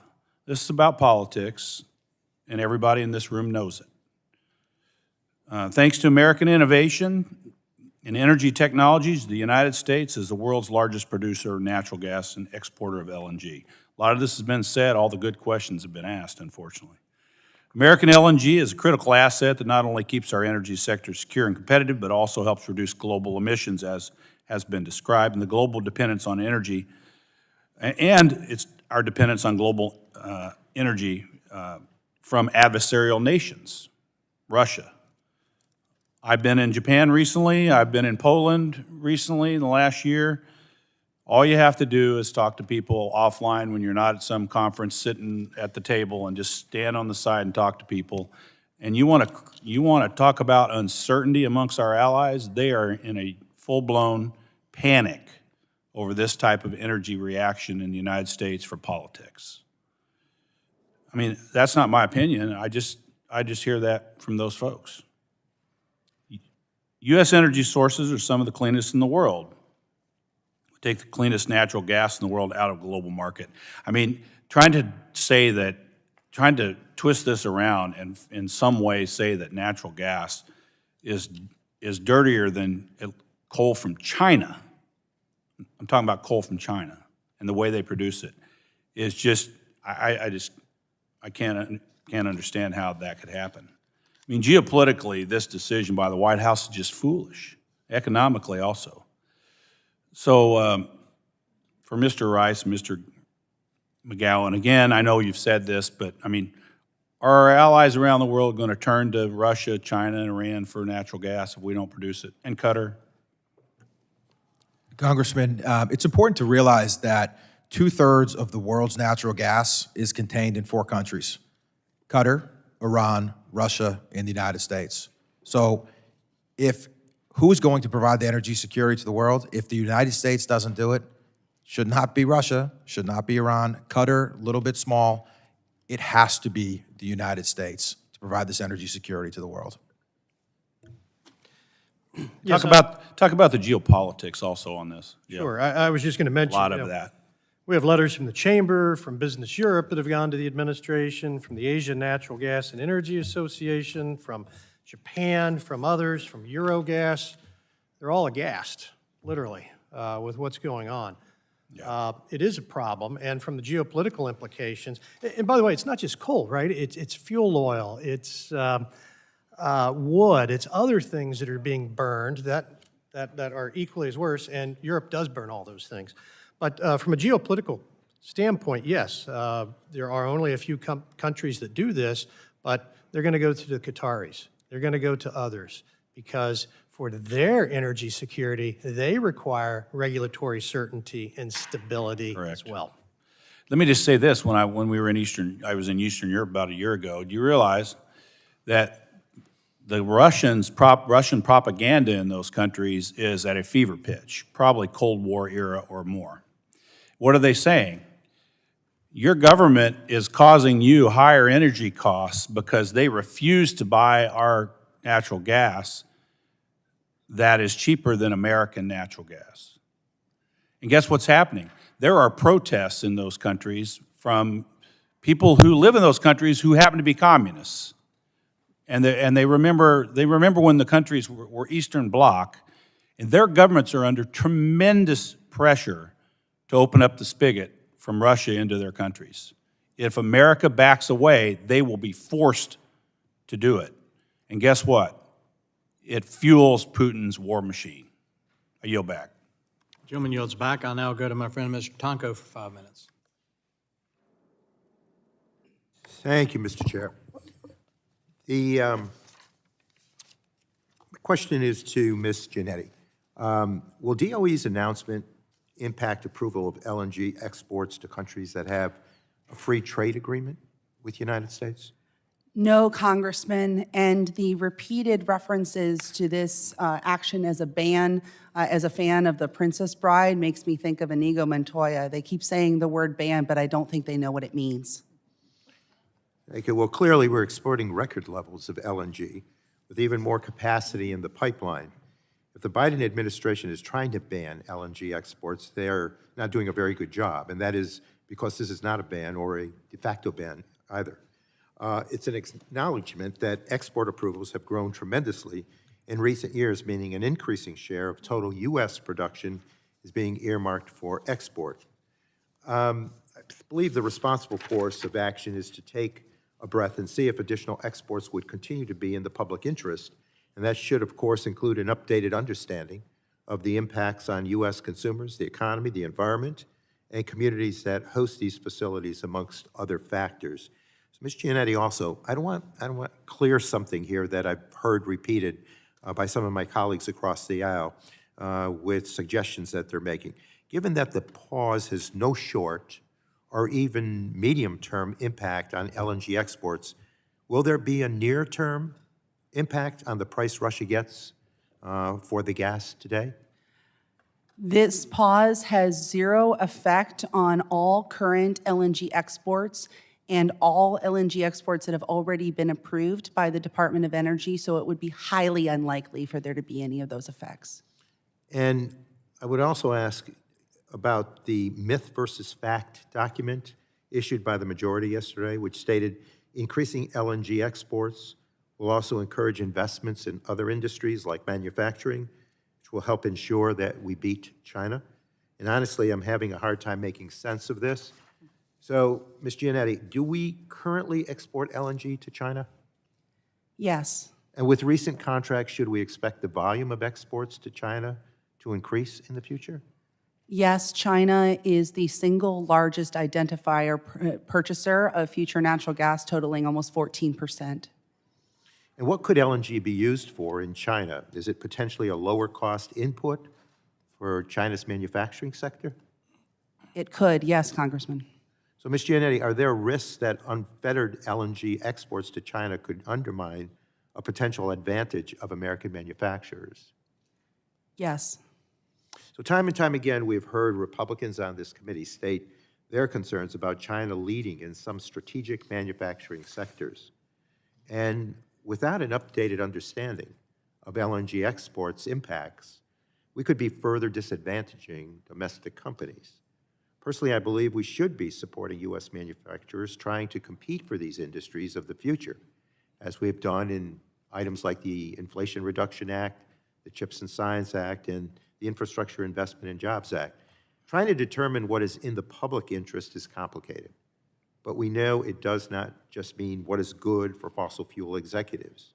So I applaud the administration for taking the time to do this review and get it right. There's a lot of documentation that I think would serve us well as we move forward with the pause. So with that, I thank you, Mr. Chair, and I yield back. Thank you. The gentleman yields. Chair recognizes Mr. Wahlberg. Thank you, Mr. Chair. I must say something initially here. It does bother me a bit to hear us challenged on this side of the aisle and not supporting Ukraine, when in fact we do support Ukraine. We've shown that in our votes. We also support securing our border, which is an awful important thing, I'd say to my Democrat colleagues. that if you supported our border, we could join you in supporting Ukraine in the both.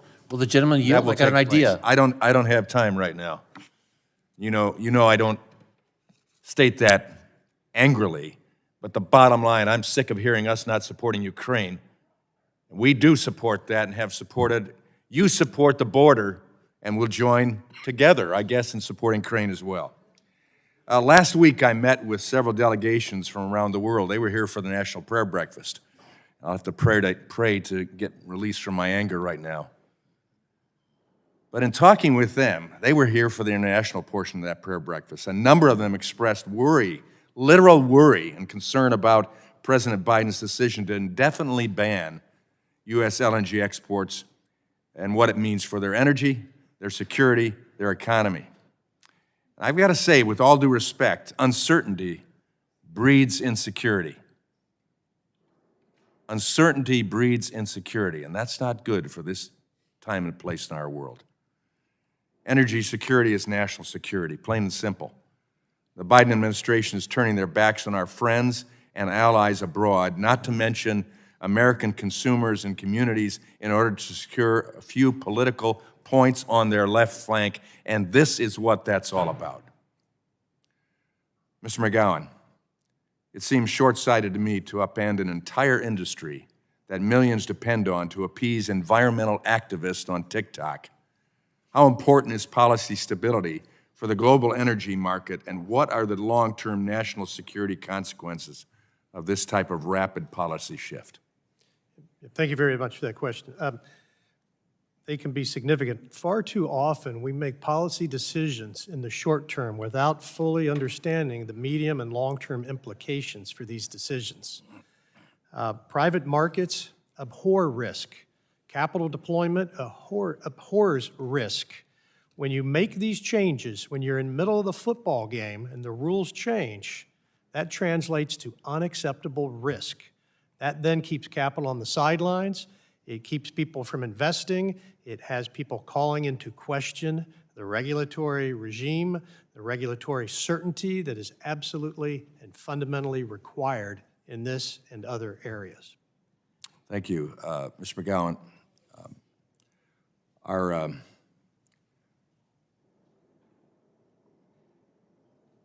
I'll leave it there. Secretary Granholm has indicated that there will be exceptions to the White House's policy in the case of national, and I quote, national security emergencies. And their fact sheet claims that we will still be able to supply essential LNG to our allies in the near term. Are these exceptions and assurances sufficient to address global energy needs? Mr. McGowan, from the Energy Secretary. No, they're not. I mean, you know, frankly, the damage has already been done. The way to undo this damage is admit that it was premature and reverse course. And I would like to see that, and that would be my recommendation to the administration. And at the same time, I think we could avoid gloating and say, okay, we all make mistakes, got it. You can pursue your studies, but upending the private market economy like this is terrible not only for America, but for our standing in the world. The ability just a year and a half ago, Secretary Blinken was saying, you can count on America. You can count on America's LNG. And here we are. Yeah. Thank you. Mr. Cormier, are you hearing concerns like this from companies in your community, and what's the impact? What we're hearing is constant panic simply because folks have built their plans for the future to hire people, to build restaurants, to build apartment complexes and housing. So it's a trickle-down effect. So folks are on standstill. And they have contracts, right? They have contracts. I know of someone right now who's worked on a project for over 12 years because it takes that much time to make these type of projects move forward. Friday morning, he called me and said, when am I supposed to do? And I had to sit and tell him, be patient, we're working on it. And do I have to renew and go through the whole process again? It's frustrating to see this take place, and I hope we wake up to it. I yield back. Gentleman yields back. I now go to Ms. Custer for 5 minutes. Thank you, Mr. Chairman. I want to make clear for the record, Mr. Welberg, I'd ask unanimous consent to enter into The Record today, the New York Times, Biden to make case for immigration and Ukraine aid bill.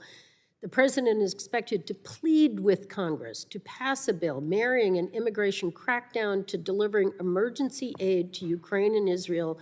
Republicans have turned against the plan, likely dooming its chances. I ask unanimous consent. We've sent them the plan already. Act on it. We're just waiting for it to come to the floor. It's your speaker that refuses to bring it up. At the outset, I want to commend the Biden administration for its recent decision to pause new liquid natural gas export authorizations until it can evaluate if those LNG export authorizations are, and I quote, in the public interest. Today, the United States is the world's largest exporter of LNG, and between now and 2027, the United States is set to nearly double its LNG export capacity. One point I want to emphasize in this hearing is that LNG exports have a significant cost to American consumers. As Ms. Giannetti's testimony notes, over a 16-month period from September 21 through December 2022, LNG exports cost U.S. consumers more than $100 billion. This study is part of a growing body of evidence that demonstrates LNG exports increase domestic gas prices, driving up the costs of cooking, heating, and electricity for U.S. consumers and businesses. Ms. Giannetti, my first question is for you. How does the administration's announcement protect Americans from foreign gas buyers?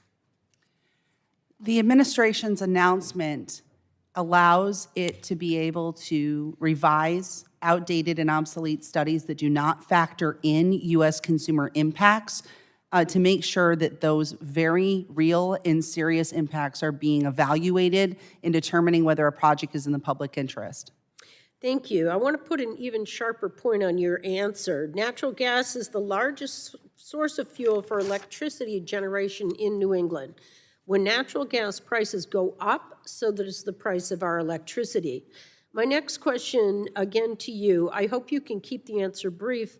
If the U.S. builds more natural gas export capacity, will electricity prices in New England increase as a result?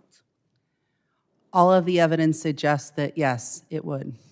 And I also want to talk about the economic reality of who truly benefits from LNG exports. As an illustrative example, Cheniere Energy, one of America's largest LNG exporters, in February 2016, Cheniere was the first American company to export LNG. At that point in time, its stock price was $30 per share. And today, with LNG exports at record high levels, Cheniere's stock is trading near an all-time high of $160 per share. While the market should reward innovation, risk-taking, and business acumen, lawmakers should be vigilant about who benefits from LNG exports and who pays the price, my constituents. Ms. Giannetti, do big fossil fuel companies like Cheniere benefit from increased natural gas exports while Americans, particularly in New England, pay more for electricity? Exporting natural gas is a very profitable business for companies like Cheniere. Unfortunately, it can have a very disproportionate impact on gas-reliant consumers in the United States, particularly low income. I represent my constituents who suffer from high energy prices, and I'm proud that President Biden is putting electricity customers in New Hampshire ahead of the interests of big fossil fuel companies and their share prices. And with that, I yield back.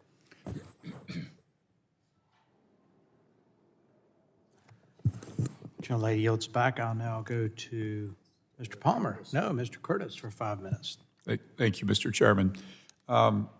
Mr. McColl, and I hope I'm pronouncing that correctly, I had an experience to travel to COP this year. And before I went, I noticed with great interest a delegate from Germany had circulated a letter, and some of our members in the House and Senate signed that would ban these LNG exports. So imagine my interest when I found myself in a room with her and heard her explaining how grateful she was that they had been able to move off Russian natural gas to U.S. natural gas. And I, of course, raised my hand and I said, can you help me understand why you don't want to allow others to do that? And she didn't have a good answer. And I'm just curious from your perspective, why is it that it's okay for Germany to brag about doing that, but then insist that others not have that opportunity? Yes, that's a very good question, Vice Chair Curtis.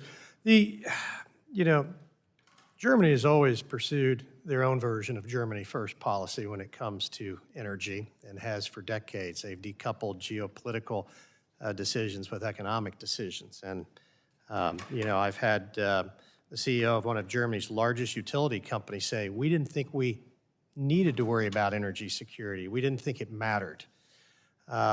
But there is this duplicity of thought in Germany that is inconsistent across what others do. Can I ask you? This is only just speculation on my part, but I've thought perhaps, are there greenhouse gas emissions more today than they were before they started down this road?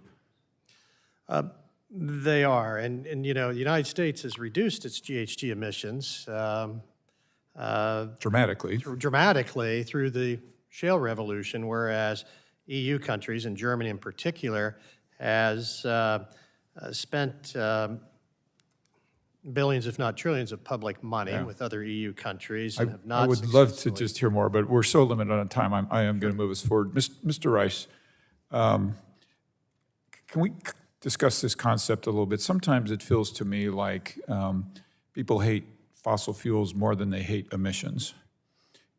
As we talk about this cleanliness issue, it's my impression, and I've actually said it, and so tell me if I'm wrong, that we do produce it cleaner here than Russia, and not just by a little bit. Can you talk about that, and also this feeling like it's more important to kill fossil fuels than it is to kill emissions? Yeah, sure. So yeah, I can confirm that the energy that we produce here in America is the cleanest in the world. There's a lot of steps that EQT, America's largest natural gas producer, is taking that will actually bring the much-needed transparency, because we agree with our colleagues here from the NRDC, we need to take care of methane emissions, and we need to showcase that to the world. I am encouraged that the work, because I was at COP as well, and we heard climate leaders speak, specifically climate envoy John Kerry, saying that we have a choice, either eliminate fossil fuels or capture the emissions. That was a positive step for me, and fortunately, this industry is hearing the world's call for cleaner energy. So would you agree with this statement, that we can keep energy prices low, that we can keep energy reliable, we can not just be energy independent, but energy dominant, and reduce emissions? Yes, and we could look at the track record of success that the American oil and gas industry has laid. Keep in mind, 20 years ago, we were in a situation where we were energy dependent. We were thinking about importing gas. What happened? We cracked the code on shale, amazing innovation, and now we've turned America into an energy powerhouse. We've made the energy we produce in this country cheaper, more reliable. We hear the world's call for cleaner energy, and we are shifting that innovation towards making the energy we produce cleaner. Thank you. Mr. Cormier, I represent a part of my district that is oil and gas. It's rural Utah. They often feel like we don't just demonize fossil fuels, we demonize the people. Is that something that you can connect with and have any experience with? And by the way, these are the same people who helped us win World War II, who make sure that when we go over the light switch, it flips on, and that we keep our homes at 70 degrees.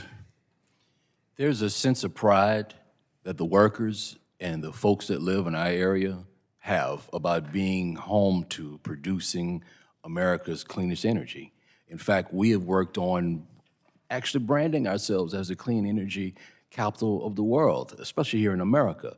So when our folks get up in the morning, we're hardworking people, like a rural area. Yeah. That's what we do. And I'm out of time, but I would love to just go on. Maybe we should initiate some sister city relationships, because my people are just like that, right? Hardworking, good people. We'll switch and give you some boudin and some crawfish étouffée. All right. I regret that I'm out of time. Thanks, Mr. Chairman. I yield. Take some. I'll now go to Ms. Schreier, Dr. Schreier, for 5 minutes. Thank you, Chair Duncan, and thank you to the witnesses who are here today. I would first just like to re-emphasize that my Republican colleagues are generating outrage based on what is, at best, a misunderstanding of facts. We are talking about a pause in permitting, not a ban. More than 14 billion cubic feet of liquefied natural gas is being produced every day, and more than twice of that capacity is already permitted. And DOE has already approved over 3 times our current export capacity. That is a whole lot of methane to meet near-term, even medium-term demand. So what this order does do is pause the permitting of new and pending LNG export applications and calls for a study to determine the climate and economic impacts of LNG exports as elements of the public interest, which has not been clarified. Since DOE has last examined the analysis of public interest, LNG exports have tripled, and as our tools and research for tracking life cycle emissions continues to advance, our emissions accounting looks grimmer and grimmer. Some studies even show that total greenhouse gas emissions of natural gas are worse than coal. So it's important that we take a step back while we are already miles ahead in LNG export capacity and fully understand the environmental and economic impacts as elements of the public interest. This is also a really good opportunity, as I'm focusing on emissions, it's a good opportunity to set the record straight on some of my colleagues' comments that the U.S. has decreased carbon emissions more than anywhere in the world because of this transition to methane. But carbon does not include methane, and methane is a more potent greenhouse gas. So the comment is really quite misleading, as leaks, even small leaks, will have a more detrimental impact. Ms. Giannetti, I'd like to ask you about what we know about how leaks contribute to the life cycle emissions of natural gas, of methane, and what does the latest evidence tell us about emissions and greenhouse warming? Thank you for the question, Congresswoman. Leaks can offset any potential benefits of LNG and make it actually as bad as coal, if not worse. And unfortunately, we see leaks all along the value chain from initial extraction to transportation and use. And we've been able to detect more of those leaks with recent technology, acknowledging that there are more of them. Now, as of 2023, we're the largest LNG exporter in the world. So pause or no pause, we should be doing everything in our power to reduce domestic life cycle emissions in our existing natural gas infrastructure. And I was proud to pass the methane emissions reductions program, and I'm glad to see the EPA announce a new rule to curb methane emissions from this sector. It is important to note, I think, as many of my colleagues have pointed out, that the U.S. can only impact leaks at home and not abroad. Can you talk about both the values of the initiatives we've taken here in the U.S. and perhaps about what we need to think about as we consider the entire supply chain and where those leaks might happen, even though they might not happen in the U.S.? There are critical measures that we have started to take and that we need to continue to take to improve the efficiency and reduce leakage domestically. Unfortunately, as you mentioned, Congresswoman, it is impossible for us to regulate those leakage rates abroad, which can contribute significantly to the overall carbon footprint of LNG export. And of course, because air is transparent, the air that is polluted from those leakage rates overseas does affect us here in the United States as well. Thank you. So I just wanted to emphasize that we are talking about emissions and we are talking about greenhouse gases and climate change, and emission-free options, whether it is nuclear, hydropower, solar, wind, they need to be more of a larger energy mix, and we should encourage other countries to move toward that path as well. And we do need to be mindful about energy security and not turn off sources until we have developed new ones. But there is no urgency, and this pause seems appropriate to me. Thank you, and I yield back. I thank the gentlelady, and I now go to Mr. Palmer from Alabama for 5 minutes. Thank you, Mr. Chairman. I'd just like to respond in regard to whether or not this is a pause or a ban. It takes years to get permits. for an LNG facility. There are billions of dollars in capital investment involved. And what's really happening here is this administration understands that. They don't understand a whole lot about science, but they understand a whole lot about politics and permitting. And I think they're deliberately creating uncertainty about permit approval. I mean, the Department of Energy in December announced that the project's not yet operational. Will have to reapply for the permits if their permit was approved more than 7 years ago. That's billions of dollars in investments that could go down the drain. But they've created uncertainty in order to stifle investment and to discourage foreign governments from entering into contracts with companies that might not be able to provide the product. So in regard to whether it's a pause or a ban, it's a ban. I want to ask, point out a couple of things. One, we probably saved countless numbers of lives in Europe over the last couple of years because we've been able to provide LNG. Even with that said, because of the move to renewables in Europe and their reliance on Russian gas, 68,000 Europeans died last winter in what was a relatively mild winter because they couldn't afford to adequately heat their homes. These are people with cardiovascular respiratory issues. And I've repeated this time and time again. It gets no response from the other side. Same things happened in the UK. But what I want to get into is, Mr. McCowan, in your testimony, you made the comment about this being a national security issue. I think it is. It absolutely is.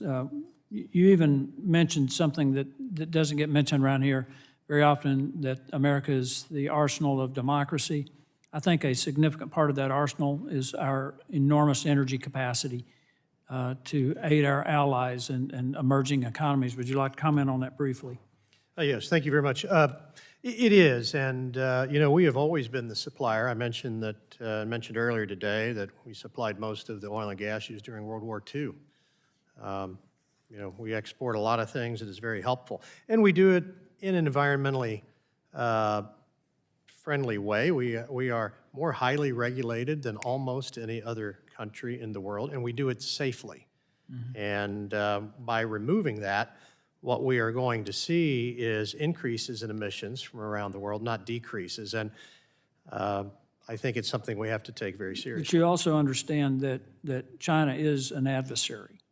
And I've told people this many times, the war in Ukraine didn't create the energy crisis, it exposed it.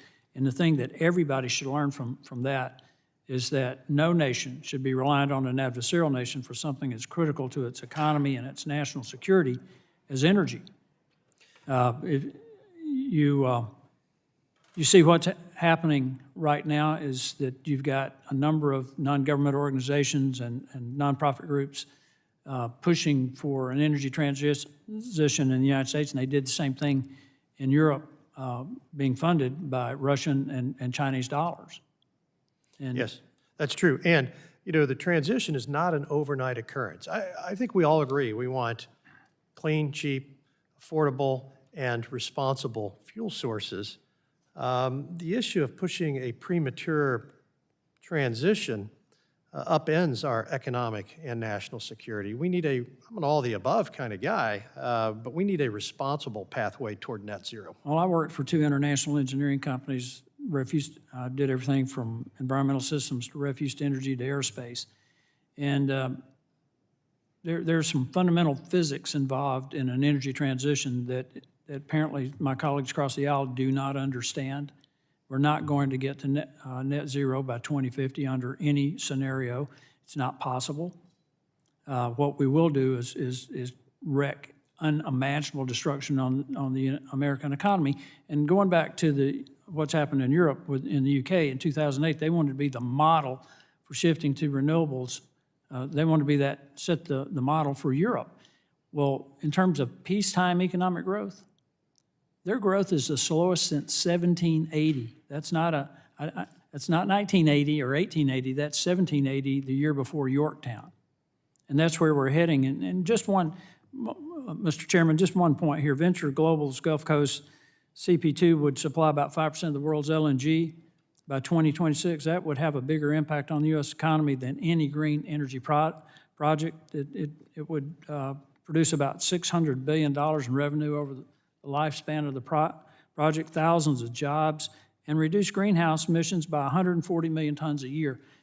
I cannot imagine for the life of me why we've got groups funded by Chinese money and Russian money that they're really about reducing emissions when I'm really concerned it's really about a threat to our national security. With that, Mr. Chairman, I yield back. Gentleman yields back. Before I recognize the next person, I want to ask you to help me welcome a Special Olympics medalist, a good friend of mine, Rachel Lewis, in the back of the room. Rachel's here for Special Olympics Advocacy Day. Welcome, Rachel. I'll now recognize Mr. Sarbanes for 5 minutes. It's not fair, Mr. Chairman, to have to follow Rachel now, but welcome.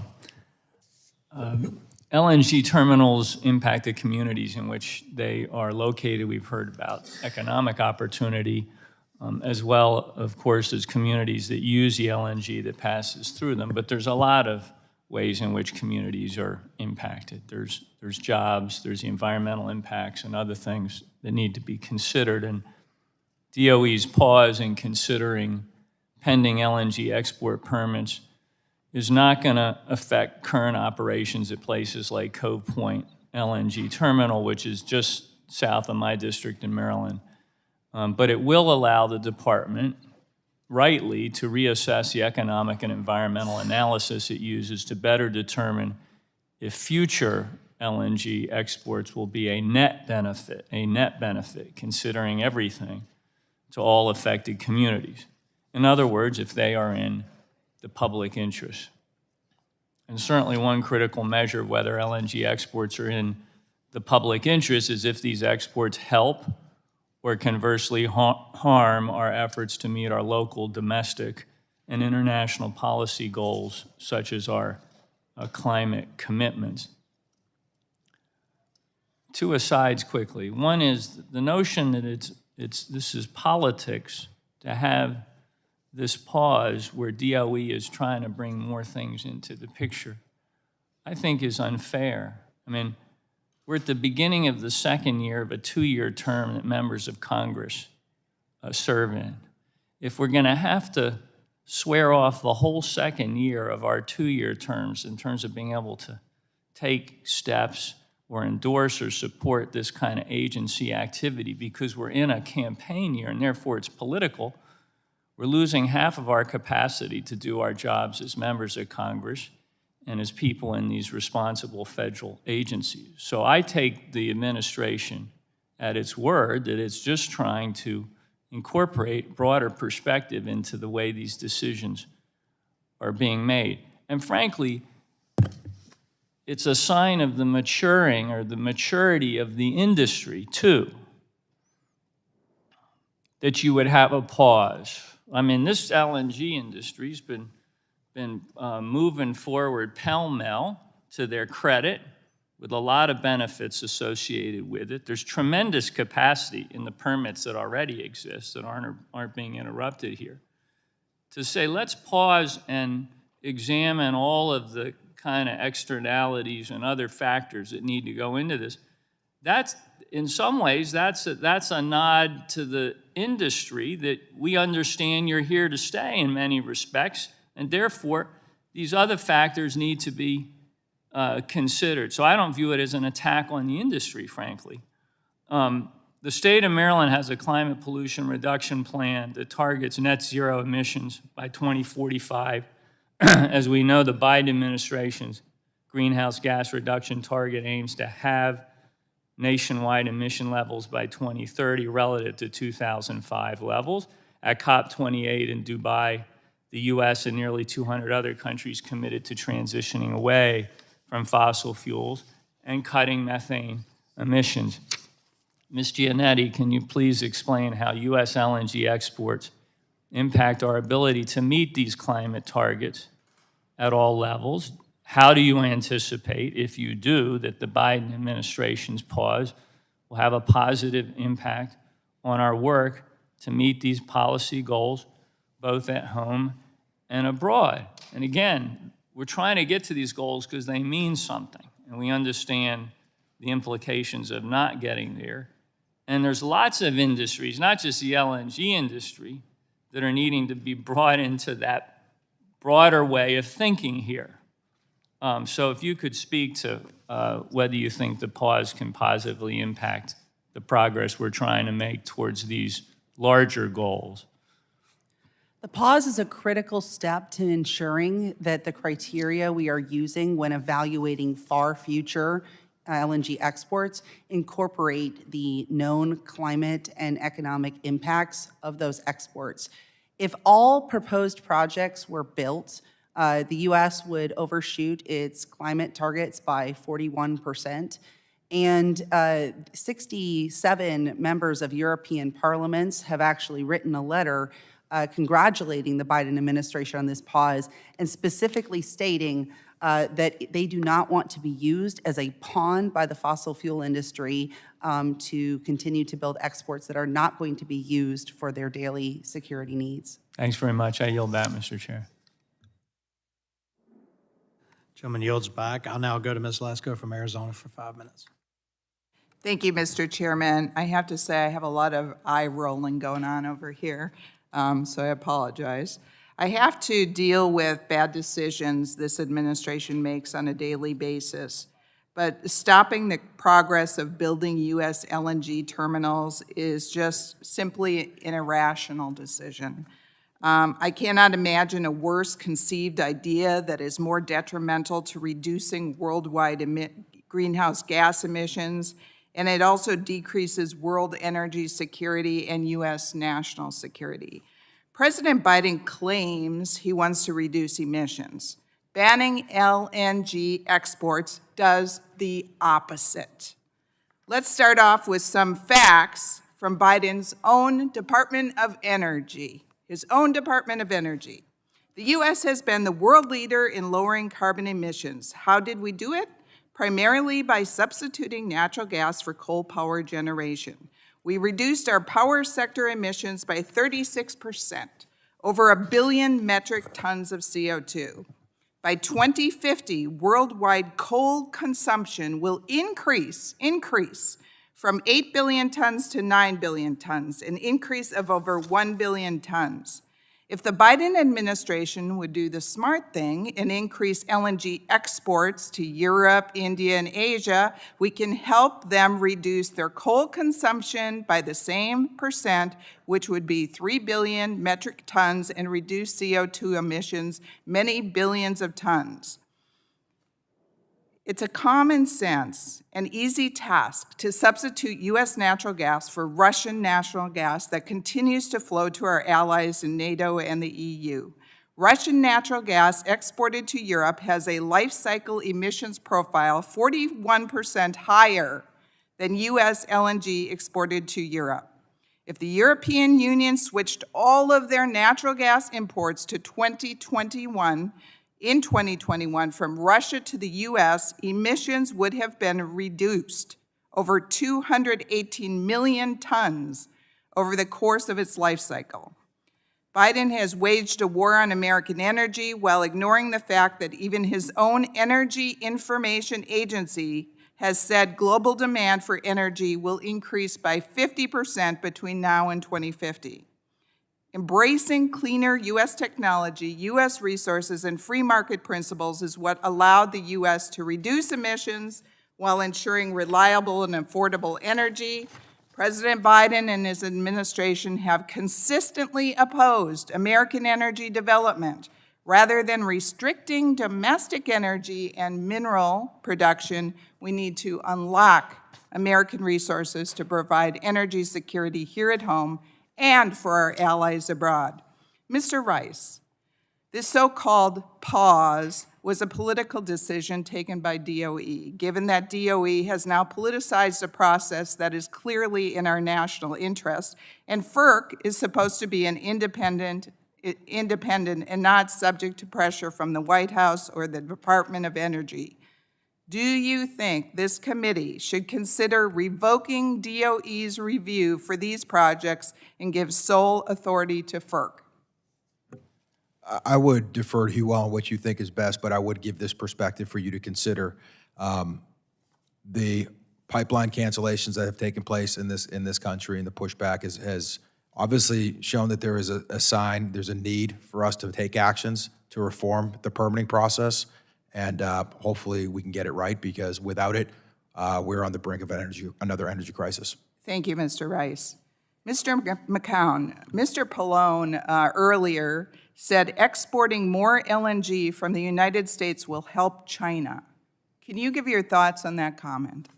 Yeah, well, with China building a coal-fired power plant every other week, couple of weeks, it's hard to see how that's the case. And what's curious to me is if we care about emissions, we should be talking about China and India a whole lot more and less to the United States. But U.S. LNG abroad is reducing greenhouse gas emissions through substitution of not only coal, but other even higher intensity burning products. Thank you. And Mr. McCown, I've been told Germany is very upset that we are doing this so-called pause on LNG permits because, quite frankly, they were promised by the Biden administration that we were going to help them if they got rid of Russian national gas. Is that what you understand, and what are your thoughts on that? That is what I understand as well. And let's remember that Germany runs on natural gas, not renewables just yet. Thank you very much, and I yield back. Only yields it back. I'll now go to Mr. Cardenas for 5 minutes. Thank you, Chairman Duncan and Ranking Member DeGette, for holding this important hearing. And I appreciate the opinions of the witnesses and you sharing your expertise with us. Under the Natural Gas Act, Congress required the Department of Energy to ensure that LNG shipments to non-free trade agreement countries are in the public's interest. This requirement was intended to put Americans and the communities we represent first. However, guidance on how the department makes the determination on what is in the public's interest has not been reviewed in over 40 years. Not only that, but the data that the department has been using in its analysis is outdated and inadequate. The administration's recent pause on LNG exports is an opportunity for the department to conduct a long overdue analysis to better reflect updated climate and economic realities that face our nation and the world. As a result, this process will allow for a more accurate determination on what is in Americans' best interest, including the people who will be most affected by these consequences. Ms. Janetti, we know that LNG terminals burden the communities that host them. This has been made clear by science, federal court decisions, and what we have heard directly from communities. In your testimony, you said that the LNG exports have critical environmental justice impacts that DOE does not currently analyze. Can you explain how the DOE currently considers the short and long-term impacts of LNG exports on frontline communities, if at all? And even if the DOE doesn't currently consider them, can you talk about the impacts that these LNG terminals have on frontline communities? Thank you, Congressman. The Department of Energy does not consider environmental justice impacts of LNG export to date. That is part of the reason why it is important to update the criteria by which we do a public interest assessment. LNG can have a significant impact on environmental justice. The terminals are by and large built in communities that are disproportionately minority communities and lower income. It can cause issues with asthma, respiratory illnesses, and release of toxic compounds into the air. And these impacts have extremely serious effects that can compromise the vitality and economic security of the regions that are directly affected. Environmental justice is one of the most important issues that we need to look at today, and unfortunately, the department currently doesn't do that. Thank you very much. Ms. Giannetti, how will the administration's pause enable the DOE to better incorporate environmental justice impacts into its decisions, and why is this reassessment potentially a big step forward for environmental justice? The pause enables the department to not only work with scientific studies and with the own national labs, but also to solicit feedback from community members that are affected by LNG development to ensure that we are properly accounting the disproportionate impact on environmental justice communities. Thank you. Unfortunately, throughout this Congress, Republicans have built upon a decade-long effort to remove public interest determinations from LNG exports. If Republicans were successful in their efforts, only FERC would need to approve LNG export terminals. Can you talk about why this would be concerning, given FERC's recent history of ignoring climate and environmental justice impacts in its certificates under the Natural Gas Act? Thank you, Congressman. I'll first note that FERC is also subject to the public interest determination under the Natural Gas Act. So FERC also is required to look at all elements of the public interest in determining whether a project should be approved. Therefore, the concerns about whether the public interest is properly being assessed affect both the department and FERC.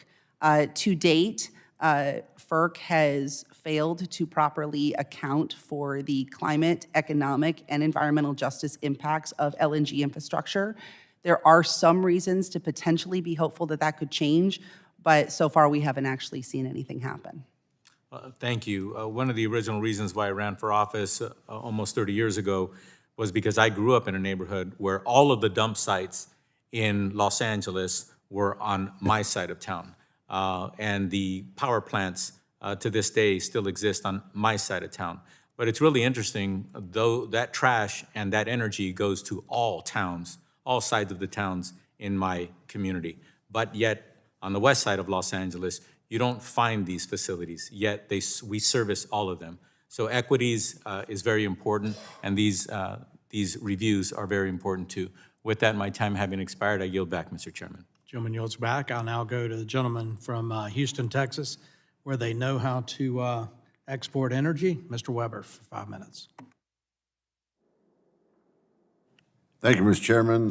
Before I get started, I'm going to ask unanimous consent. I have 4 letters from Port Arthur, Texas, which, as you know, is West Louisiana. And Mr. Cormier, Senator, you bet. And they're from the Chamber of Commerce, the county judge, from the president of Lamar College, and also from Port Arthur Chamber of Commerce, Lamar State College, Mayor of Port Arthur, and from the county judge. So enter them into the record. Without objection to order. Thank you. Mr. Cormier, I'm going to come to you. I'm a little put out with you. You offered to give somebody boudin and crawfish etouffee, but you didn't say nothing about gumbo. You wanted chicken and sausage or shrimp and crab? Well, both, all 3 of them. Well, my bride of 47 years grew up in a little town called Nederland over there by Beaumont. So we watch Southeast Texas, or Southwest Louisiana, if you will. You said if one of us sneezes, the other catches cold. We appreciate what y'all are doing. Port Arthur has been the victim of a blight. And so what's happening with Sempra Energy and others, not just Sempra, but others in Port Arthur, Texas, Southeast Texas, as we call it, is actually helping with the community, helping rebuild the community, that city. You know, I've got the 4 coastal counties of Texas, starting at Louisiana border, going down the down the curve of Texas. We have 7 ports, more than any other member of Congress. Some have 4. We produce 65% of the nation's jet fuel, 80% of the nation's military-grade fuel. Energy for us is a big, big deal. I'm going to segue over to you real quick, Mr. Giannetti, if I can. If, in fact, the LNG is capable of helping to lower greenhouse gas emissions in the world, that would be a good thing. Yes or no, it would be a good thing if it does it. One of the reasons why we need to properly reassess our tools is to be able to evaluate the impact of LNG. Either LNG does a good job of reducing, versus when you're talking about coal, you're talking about oil, you're talking about other things. LNG helps reduce greenhouse gas emissions. I got to move on. I'm short of time. Back to you, Mr. Cormier. Can you elaborate on the jobs from your vantage point, both direct and indirect, the tax revenues, and all that these LNG export? By the way, I didn't say we have 2 LNG plants in our district. We have Freeport LNG, and we have we have Golden Pass LNG, Sempra on the boards. And as you know, Cheniere is right across the road from Sabine Neches Waterway. And Sabine Neches Navigation District has a contract to export their LNG out. So we in Texas are responsible for a lot of that. Tell us about both direct and indirect impact on jobs, the tax revenues, and all that these LNG export facilities bring home. Tell us about that. This is directly from McNeese State University's H.C. Drew Center for Economic Development. In terms of completed and operating LNG facilities, construction resulted in impacts of almost 17,000 jobs, over $1.2 billion in labor income, almost $1.5 billion in real GDP. Operations resulted in annual impacts of over 3,000 jobs, almost $350 million in labor income, and over $1 billion in real GDP. In terms of the announced LNG facilities, construction will result in impacts of over 25,000 jobs, almost $2 billion in labor income, over $2 billion in real GDP, and operations would result in almost 4,000 jobs, almost $440 million in labor income, and over $1.3 billion in real GDP. That's the numbers that we have locally. And that says a whole lot, that we're doing a good job as creating jobs. It is reducing greenhouse gas emissions, whether some here want to admit that or not. Mr. McCowan, I'm going to jump over to you. In your testimony, you lay out the path forward for counties that rely on U.S. LNG if this export ban remains. And this is an election year, and let's make no, it's funny that our friends across the aisle want to talk about, we're making it a political thing for whether it's Ukraine funding and blah, blah, blah. This is an election year. Can you speak to the environmental benefits that U.S. LNG provides, especially as it compares to producers worldwide? I've got about 35, 40 seconds. Yes, absolutely. I mean, it significantly reduces greenhouse gas emissions, and we talk a lot about coal, which is about a 50% emission reduction, but when we talk about fuel oil, wood, other things, it's dung. I wasn't going to say it, but yes. Yeah. Absolutely. Well, and we appreciate that. And let's see, in the last 19 seconds, Mr. Rice, energy security is national security. What are you doing to help with it? You got 10 seconds. We are promoting the Unleash US LNG, I think is calling that out as the biggest green initiative on the planet, which it is, to make sure that everybody understands the key to lowering global emissions and increasing energy security is the same answer. Appreciate what you do, Mr. Chairman. I yield back. Chairman yields back. We'll stay in Texas and go to Ms. Fletcher for 5 minutes. Thank you so much, Mr. Chairman, and thanks to our witnesses for your insights today. This issue is important, and I am glad that we're having this hearing. Obviously, sitting through all of this hearing, I have a lot to say, but only 5 minutes to do it, so I'm going to be quick and be on time. Look, I agree with a lot of the comments that have been made today about the benefits of U.S. LNG, and those of us in Houston, which I'm proud to represent, and all along the Gulf Coast have a lot to say about them.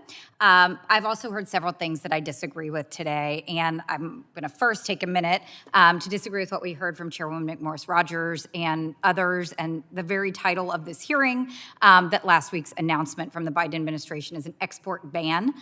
It's not. Several people have made that observation today too, but as we know, it is a temporary pause on the approval of export permits at DOA while it reviews and updates its public interest determination process. I think Ms. Giannetti explained the process very well in her testimony, so thank you for that very clear explanation of what is involved.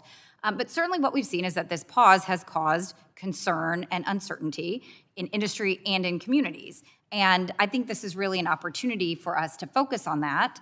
But I think that it's really not helpful to our efforts to call it a ban, because then we're not talking about what's really happening, and we're not talking about what we should do next.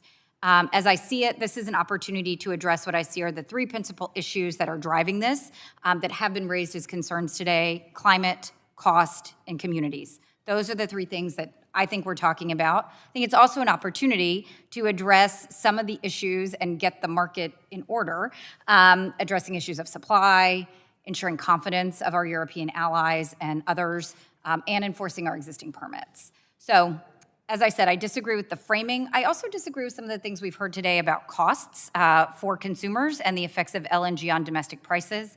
A 2012 report from the Obama administration found that U.S. economic welfare consistently increases as the volume of natural gas exports increases, and that includes scenarios on which there are unlimited exports. So I think that's really important to note when we're talking about costs for consumers. Since 2016, when LNG exports began in earnest, the Henry Hub natural gas spot price has remained stable, and it's an average of $2.5 per million BTU. So we simply have not seen a domestic price impact at this point, and I think that that is an important part of our conversation. I'm hopeful that DOE in its review of the data will reach these same findings that multiple administrations and both parties have found, that exporting LNG is in the public interest. LNG exports, as we've discussed today, really ensure a future that is marked by affordable, accessible, reliable, and sustainable energy that promotes global stability at a moment when we desperately need it, and advances the energy transition. And these are things that we're very focused on in Houston. Houston is the energy capital of the world. We touch every part of what is going on in LNG and in other areas. And so while we've touched on it already, I really do think it bears repeating that it's only been 8 years since the United States began exporting LNG, and we have become the world's top exporter of natural gas. And the growth that we've seen from the shale revolution really has powered our economy and increased our national security. And it's not just ours, as we know, it's critical for our allies' security. There's been a lot of discussion about impacts in Europe and the impacts in Ukraine in particular. And I want to associate myself with the comments of our ranking member DeGette on the issues facing Ukraine in this moment and the importance of American leadership, both in energy exports as well as in securing aid to our allies and partners in Europe. I also will note that this is why I introduced the American Gas for Allies Act in the last Congress, which would extend the automatic public interest determination to countries where we don't have a free trade agreement, but we would include NATO members. And I really hope this committee will consider it if we can. But I don't have a lot of time left for my questions, so I'm going to submit them for the record. But as I said, I really see these three pillars of the challenges in front of us. And one of the ones that I really want to focus on is the impact on communities. There's a lot of work we can do here. Just because we have cleaner American natural gas that's more competitive on the world market doesn't mean that our work to reduce emissions and safeguard our communities where that gas is exported from or developed is complete. We really need to engage and make sure that communities neighboring these facilities are confident that their needs are being met, that their concerns are being addressed in the permitting process, and I think there's an opportunity here to do that. And so I'm going to submit questions for the record, Ms. Giannetti, and also Mr. Cormier. I specifically want to address them to you. I have a couple others that I will send to y'all, but I do really appreciate hearing from you all today, and I appreciate the time. Mr. Chairman, thank you, and I yield back. Generally yields back. I now go to Ohio's Mr. Balderson for 5 minutes. Hold on, Troy. Okay. Mr. Balderson, recognized for 5 minutes. You fine with that? Okay. Mr. Griffith, recognized for 5 minutes. Let's go. All right, sorry, as I think Ms. DeGette said earlier, she parachuted into my hearing. I've now parachuted into your hearing, and I apologize to all of you for not having been here the whole time, but I've been upstairs along with others in another subcommittee hearing. So, Mr. Rice, my colleague mentioned that that what the White House position was of last week or the last 10 days or so was not a ban, but merely a pause as they study things. But am I not correct that the world is looking to the U.S. for more and more natural gas to supplant other natural gas providers or just to supplant other fuels? Yes, I mean, regardless of whether you call it a pause, a ban, it has a chilling impact on investors. It has a chilling impact on our ability to get these projects built. And it has not stopped the desire for more energy from the United States. Just yesterday, the UK signed up for a 3 million ton per annum deal with Venture Global on the CP2 facility. So all it's done is create a lot of confusion in the marketplace, and quite frankly, is appearing to be not necessary. And doesn't that confusion lead to an instability in the reliance on American natural gas? I mean, confusion is going to cause people that have expected to the security from the United States to look elsewhere. And it's a lost opportunity for us and something that we're going to have to reassure our allies that we are here to help provide energy security, because your energy security is our energy security. And if they start looking elsewhere because we have instability or we're not reliable to provide them not only what we're currently giving them, but additional natural gas, what choices do they have other than us or Russia? I mean, I know there's a couple of small actors, but aren't we the big actors, United States and Russia? I mean, the United States is the largest, but we do need to understand we do not control the market. There are other options, and some of these options may not be as friendly to the United States as we'd like. Russia, Iran are two other large producers of gas that have a lot of potential.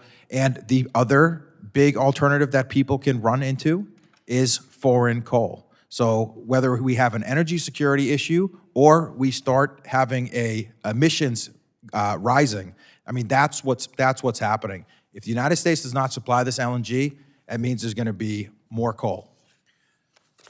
So if we get a request from India and we can't provide it, they'll burn their coal, which is not nearly as clean as the coal in my district. Isn't that true? That's absolutely correct. And I think that's the biggest thing that people need to understand. Less LNG means more coal. Less LNG does not mean more renewables. It simply means more coal and higher emissions.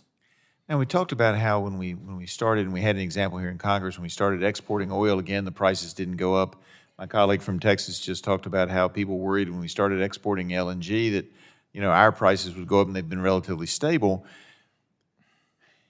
But if we don't export, do you think prices might go up, as opposed to the reverse, which most people would think is that if we export more, prices would go up. But in reality, that instability in the market stops exploration or stops new wells from being committed to, and therefore doesn't that actually have the inverse effect? Yeah, let me give you an example. I mean, it's real simple for me. Exports means surplus, and surplus means lower volatility, protection from price shocks. Listen, the world is energy short, and as you've seen what happened with Russia and Ukraine, and Europe's energy security had trickle impacts over to us in the United States. So what happens around the world is going to impact us. How do we protect ourselves? More exports, create more surplus here in America, and exports are the only reason for us to create that surplus. How can this help us respond to high prices? Right now, by the time I push the button on my desk to add rigs to go out and add, if I see a price signal, it takes 18 months to go and make sure that production hits the market to help relieve prices. In an unleashed U.S. LNG scenario where that production is flowing through our pipelines to supply an export market, we can divert that production and respond to that price signal in 18 hours. That's how we keep prices low from everybody and protect Americans from really the big problem, which is the really volatile price shocks. Exports are going to be the key to providing the surplus and keeping energy secure here for Americans. Appreciate you being here today, and I yield back. Thank you. Gentleman yields back. I'll now go to Mr. Vesey from Texas, 5 minutes. Mr. Chair, thank you very much, and I want to thank the panel for being here today. As you know, these discussions that we have around energy become very contentious. I like to compare them as a lifelong Fort Worth native. I could almost compare them to the same sort of tension that we see every twice a year when the Eagles and the Cowboys play each other. It's almost like that sort of black and white, but we know that it's really not that black and white, that this is a very complicated story, that it's not an easy story. For many, the way that it's presented to the media and to organizations and what have you is presented as easy, simple, binary, black and white choices, but this is some complicated stuff, and I've been a proponent of LNG exports because I do think that they hold significant benefits for the U.S., our economy, our energy security, and in addition to our energy security, our efforts to combat climate change, because the energy security piece and the climate change piece go hand in hand. You absolutely cannot separate them. They go hand in hand, and so I hope that we can move the needle more in that direction and start moving the discussion more in that direction. We have a long way to go, obviously, but it's something that I think the world needs to start embracing. That's one of the reasons why I led a letter with my Democratic colleagues, urged the White House to refocus policies that support continued LNG exports. And while we're here today, we cannot forget that we are making great investments to reduce methane emissions from the oil and gas sectors as well. The IRA provided $1.5 billion for grants, rebates, contracts, loans to support emission monitoring and methane reduction efforts. This is coupled with the proposed waste emissions charge and Subpart W revisions from EPA aimed at getting real empirical emission data. And all of this suggests that along with the incentives for other forms of cleaner energy passed in the IRA, we should consider environmental benefits of U.S. gas production and exports to already be a part of the strong geopolitical and domestic reasons for greater gas production in the near term. And so I hope that the administration pauses, but I'm confident that this ensuing study will demonstrate the clear merits of LNG exports. And I wanted to ask Ms. Janetti, what happens after a company receives an export license? Is there significant regulation or oversight once someone has received a license to ensure that all exporters are abiding by the terms set forth in the license or contracts? Thank you for the question, Congressman. Typically, in an approval from the Federal Energy Regulatory Commission, there will be a variety of expectations and requirements that the LNG terminal is expected to meet. Okay. I wanted to ask Toby Rice, you stated in your 2022 10K filing that you do not believe that EQT will be subject to EPA's waste emission charge. Now that EPA has released its proposal, do you still believe that to be the case? And if so, can you elaborate on how EQT is going to meet that 0.2% threshold? Specifically, what regulation are you talking about again? It's the EQT and the 10K filing. It says that EQT will not be subject to EPA's waste emission charge. Sure. Yeah, so EQT, the reason why we won't be subject to a penalty is because our methane emissions will be so much better from a performance perspective than the limit set by the EPA. For perspective, you know, we've reduced our methane emissions by 70% in just the last 18 months. We did it quickly, cost effectively, and our methane emissions are going to be about 10 times better performing than the EPA limits. Shows you the power of modern shale development. Okay, and let me ask you this real quick while I still have a couple of seconds left. Even if you're not subject to the charge, you support EPA's methane emissions reduction program, including the waste emissions charge, Subpart W revisions, and the reporting requirements. EQT has been supportive of methane regulation and refreshing that. Thank you very much. Thank you, Mr. Chairman. Gentleman yields back. I'll now go to Mr. Balderson for 5 minutes. Thank you, Mr. Chairman. Thank you for having this hearing today. Thank all of you from the panel for being here today. Mr. McCown, I do have to say I have 2 Red Hawks in my office. Glad to see someone from Miami, University of Ohio here, so thank you for being here.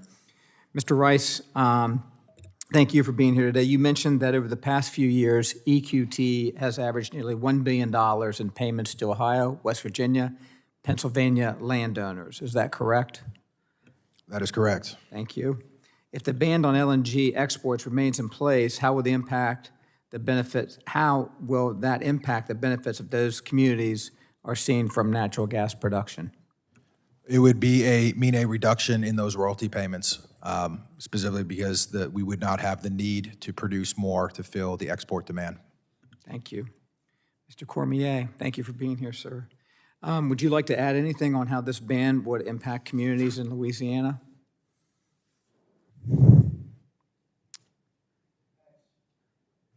It impacts business decisions, whether from the LNG companies, but everyone else under that. Again, I want to reemphasize, business decisions are made by people planning with certain degrees of expectation. Lastly, what I would like to do, I would invite the whole committee to Lake Charles, Louisiana, Cameron Parish, so you can see exactly the impact, the positive impact, the things that are going on in our community as we build from the disasters that we've dealt with, along with how this industry is very important in making us become stronger, because we're strong people and we like working and making things happen and moving forward. Thank you. I've seen the impacts of the shale revolution firsthand. It's been an absolute game changer in Appalachia, Ohio. Mr. Rice, thank you. I'm well aware of what you have done in southeastern and eastern Ohio.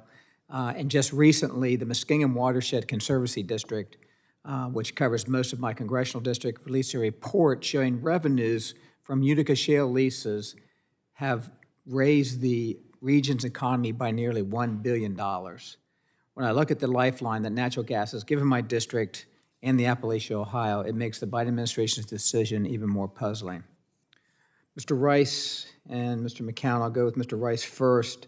I understand that a new major Russian LNG export facility is scheduled to come online this year. At the same time, Iran is hoping to complete a new LNG export facility next year. Is that correct, Mr. Rice? There are multiple LNG facilities across the entire world that the United States is competing with. Okay. Mr. McCown, in 2022, 64% of the U.S. LNG exports went to Europe. And last year, only 10% of Europe's natural gas needs were met by domestic productions. I apologize, this is from Mr. Rice. Mr. Rice, despite increased U.S. LNG exports to Europe in recent years, is Europe still burning Russian LNG and Russian natural gas delivered by pipelines? Russia still is consuming, Europe is still consuming Russian energy. Did you want to add anything to that, Mr. McCown? No, that's completely accurate. So Russia is still getting money out of Europe to conduct its war activities in Ukraine. Thank you.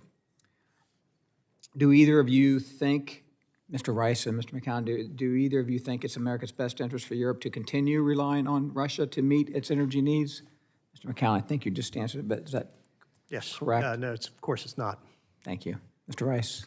I would say that ultimately it's up to Europe to determine where they need to get their energy from, but as we've seen, they prefer American resources, and America has the ability, the resource to replace Russian energy on the world market when we're talking about natural gas. Okay, I'll just go with one more question, Mr. Rice. You mentioned that EQT has cut methane intensity by roughly 70% since 2019. Can you discuss specifically, we talked a little bit about it from the last question, what steps your company has taken to reduce methane emissions and enhance operational efficiencies? Sure, I'll be very brief. Number one, massive operational efficiencies from being able to drill faster. That has happened across the entire industry. You see, we used to run 2,000 rigs. Now we're having record productions with just 600 rigs.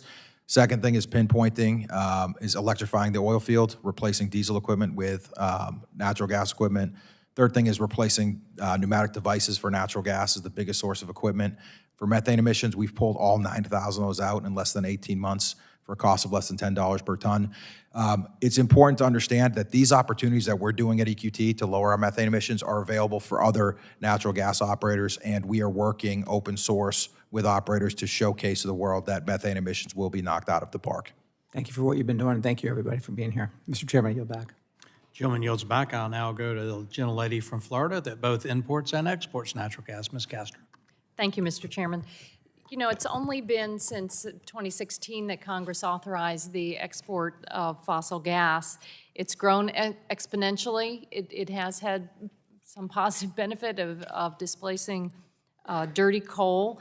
But I think now looking out to the future, as the estimates are that the exports could double, it is an appropriate time for the administration to take a hard look on the what the impacts are going to be.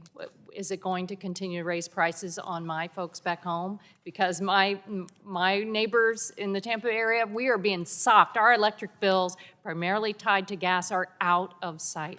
Is it going to create additional environmental risks for the people of the Gulf Coast? What does it mean for our national security? I'm sure that unfettered exports are great news for gas companies. They will benefit. But really, what impact does it have on American families and on our national security and pollution? And especially as we know that a lot of these exports go to China. I serve on a select committee on kind of confronting the Chinese Communist Party. Is this going to fuel what they're doing right now? Ms. Giannetti, do U.S. LNG companies send a significant amount of their product to China? Yes, currently China ranks around 7th in overall, but in terms of future LNG exports, it is the single largest identified consumer, amounting to up to 14%. It's interesting that so many seem so eager to fuel Chinese industry without weighing potential energy and national security risks. And Ms. Giannetti, how does the LNG boom impact energy bills for American families? And do you think the massive growth of exports has contributed to U.S. inflation by raising energy costs for American families? Energy costs are one of the most important things for American pocketbooks. And as we have seen, when there is an increase in exports, it has a disproportionate impact on gas-reliant energy consumers and raises energy bills. So it has a negative impact on the U.S. public interest in the U.S. economy. And I have one study in front of me that found that gas exports cost U.S. consumers $100 billion over a 16-month period. But I go back to what I hear from my neighbors in the Tampa Bay area every day. Because we're not tapping lower cost, cheaper energies like solar power, they've been overly reliant on gas, and it has been an enormous drag on their economic well-being. The electric bills are out of sight because we're tied to gas. It's too volatile. Also, I want to emphasize that the Biden administration closely considered Europe's energy security in making this decision, which followed a letter January 25th from over 60 members of the EU Parliament in support of taking a look at this. The letter clearly states Europe should not be used as an excuse to expand LNG exports that threaten our shared climate and have dire impacts on U.S. communities. Do you think it's important to consider our other policymakers overseas?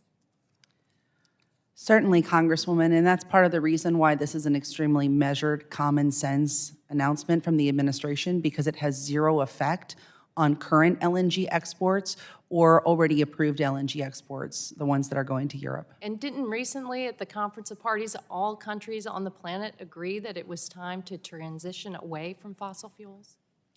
Yes, at COP28.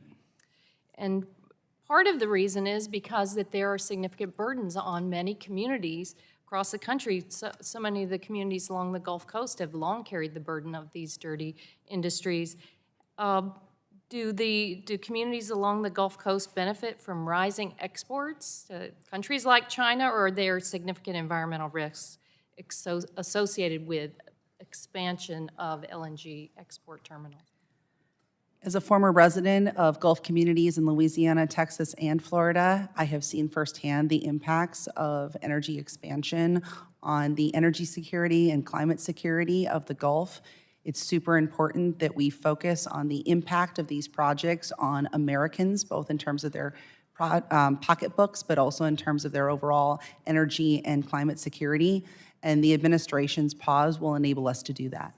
I wholeheartedly agree, and I compliment the administration for their willingness to take this look at our national security, affordability, and the incredible environmental impacts of what's going on. Thank you. I yield back. Julie yields back. I'll now go to Mr. Pfluger from Texas for 5 minutes. Thank you, Mr. Chairman. I'm proud to sponsor the bill that would push back on the administration. Let me read you a quote from September 6, 2019. Kiddo, I want you to look at my eyes. I guarantee you, we're going to end fossil fuels. That was candidate Joe Biden. And to hear my colleagues on the other side of the aisle say this is not a ban, give me a break. The administration has used every weapon available for 3 years, and this is the latest, but this is the most egregious. Let's talk about the impact. And by the way, for a Democrat witness, I do agree it is measured. I actually say it's calculated. It's very calculated. This decision is very calculated. So let's just talk about the impact of what this will do to not only our domestic production, our country, our economy, but to the geopolitical scene. And I'll start with Mr. Rice. Thank you for your testimony today. Has time been used as a weapon both previously, and is this another use of that? And what's the impact to EQT? What's the impact to your buyers? Tell us the story that you're facing. Yeah, I mean, this is the playbook. It's delay, introduce uncertainty, and the playbook has been proven to be incredibly impactful and incredibly effective. Pipeline cancellations are probably one of the most destructive forces that are causing energy prices to be extremely erratic, and unfortunately, we're starting to see the beginning of that playbook on the LNG industry. For Mr. McCown, talked about the geopolitical impacts. How does this affect our national security? And by the way, it's been said that this doesn't impact FTA countries. Well, there's 195 plus countries in the world and only 14 of them are FTA. So let's just make that point, that that's 7% of the countries. And the rest of them, and I'll get to a question from Ms. Giannetti, but talk to us about geopolitical and national security impacts. Yeah, well, it undermines that. I mean, it undermines American credibility, both from reassurances that were just recently given to countries, but more importantly than that, it potentially deprives our allies and friends of fuel sources they need for their own energy security. And if I may, real quickly, we study things to death, right? That's how you get rid of things. And so fool me once, fool me twice, KXL, DAPL, MVP. It's a little hard to take the administration at its word right now. I take them at their word when President Biden, before he was president, said he's going to kill fossil fuels. That's exactly what he intended to do, and this is the playbook. I'll talk to Mr. Cormier. It's been mentioned, environmental justice. Some of the colleagues on the other side of the aisle talked about it, but they have concerns there. What's your perspective on what LNG and what the opportunities in some of these export facilities and plants, like the Commonwealth project has for your community? When you look at the FERC map, and this is something I think is very important, that's why I would love to have our agency host a committee. These LNG plants or LNG facilities are not anywhere near folks that are spoken of as being impacted. I'm from what you would call North Lake Charles, which is the urban part of Lake Charles, born and raised there. There's no industrial facility anywhere in our community. These facilities on the coast, granted, Cameron Parish, what Cameron has, you have 230 people in Cameron proper. Cameron is a very small place, very important place, historically part of Louisiana's culture. Hackberry has about 1,000 folks where Cameron LNG is at. Chenier, right across, you have Port Arthur, right over the Sabine River. These impacts that we're talking about, especially when it comes to the populations that's being focused on, it's not in their backyard. Mm-hmm. Thank you. Ms. Giannetti, what percentage of the Louisiana grid is serviced by LNG? What percentage of the Louisiana? Electrical grid?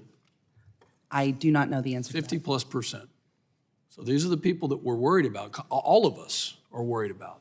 So what I want to ask you is, if the law says that they must approve, as your testimony states, why is DOE stalling?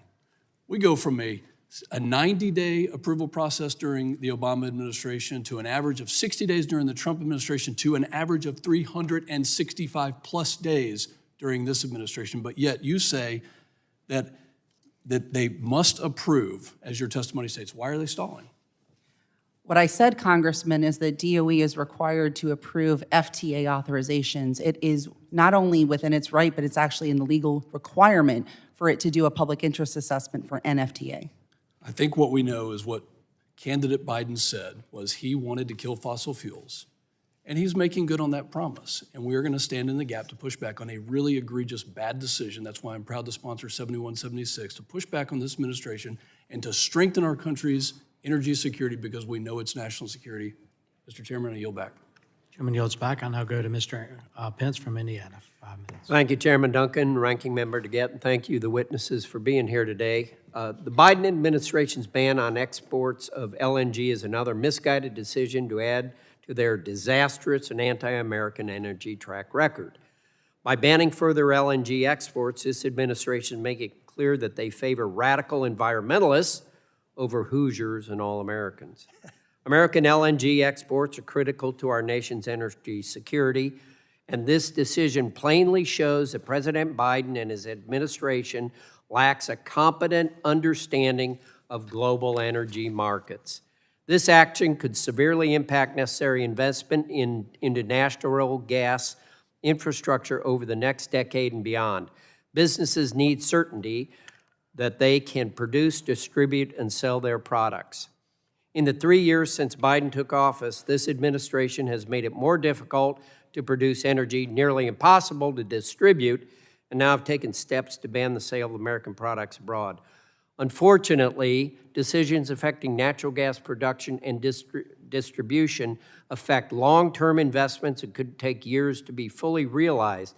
And this is in an industry that's spent over 100 years delivering energy where it needs to be, when it needs to be, and in an affordable way. Mr. Rice, my question is for you. I spent my career distributing petroleum products across the country. As you well know, the gas supplies underneath your feet in Marcellus are only worth your ability to deliver it to end users and monetize that. Your testimony talks about the infrastructure inefficiencies that are borne onto the consumer.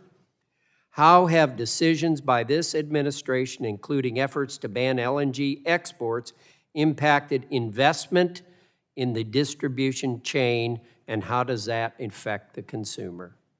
To have an environment where over, I'd say almost 10% of the pipeline capacity of projects would be canceled, to have an environment where it requires an act of Congress to get a pipeline built, ask yourself, which pipeline company is actually, what is it going to take to actually step out and invest in another project? It's going to take a whole heck of a lot. And so it's been absolutely chilling. And unfortunately, the approach if we're taking that same approach with infrastructure in the form of LNG, it's going to have the same end result. And it's going to be unnecessarily high energy costs, and it's going to be a lost opportunity for our communities in this country.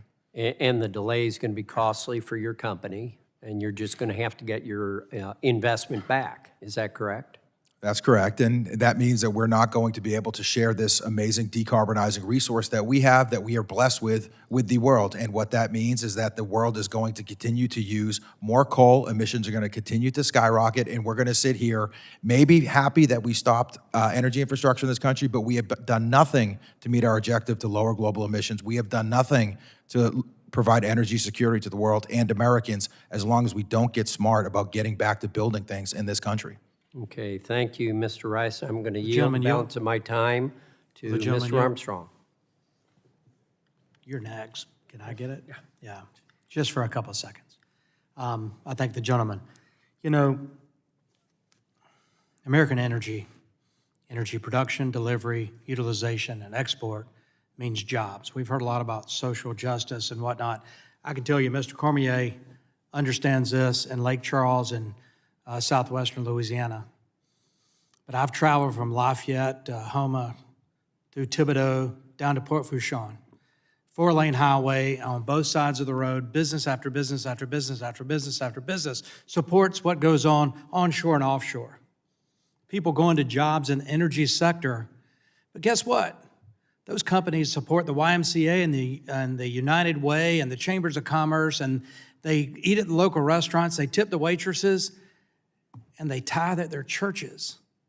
Jobs, that's what the energy sector provides. And this policy shuts down export terminals and the ability of energy producers to help change global emissions and support our allies around the world. That's what it means. But jobs here at home is more important to me.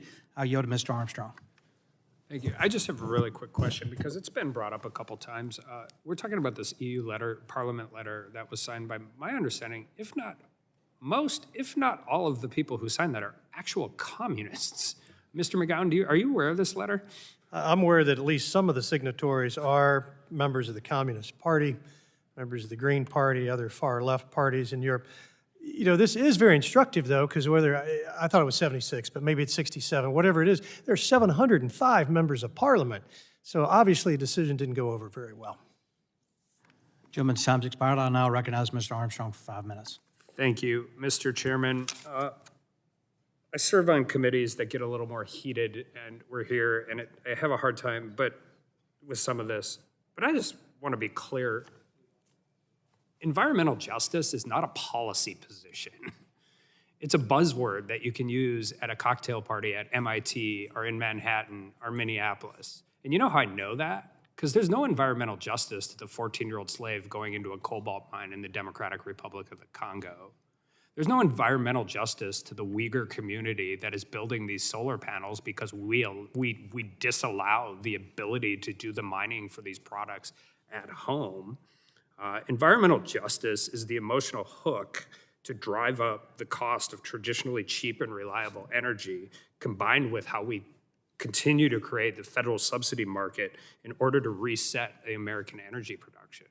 And I don't know where the environmental justice is in communities like Beulah and Hazen and Washburn and Underwood in North Dakota if Representative Pallone and Peters have their way and we shut down lignite energy production in North Dakota, particularly when we have EPA primacy and are working on some of the most advanced carbon capture technology in the world. And I sure as heck don't know where the environmental justice is in Western North Dakota when it's 70 degrees below zero and the heat goes off because the wind isn't blowing and the sun isn't shining, and we're become far too reliable on intermittent power. But the Biden administration recently decided to take place a temporary pause on pending decisions export liquefied natural gas. We've heard the administration claims that this pause is to reevaluate the current economic environmental analysis DOE uses to underpin its LNG export authorizations.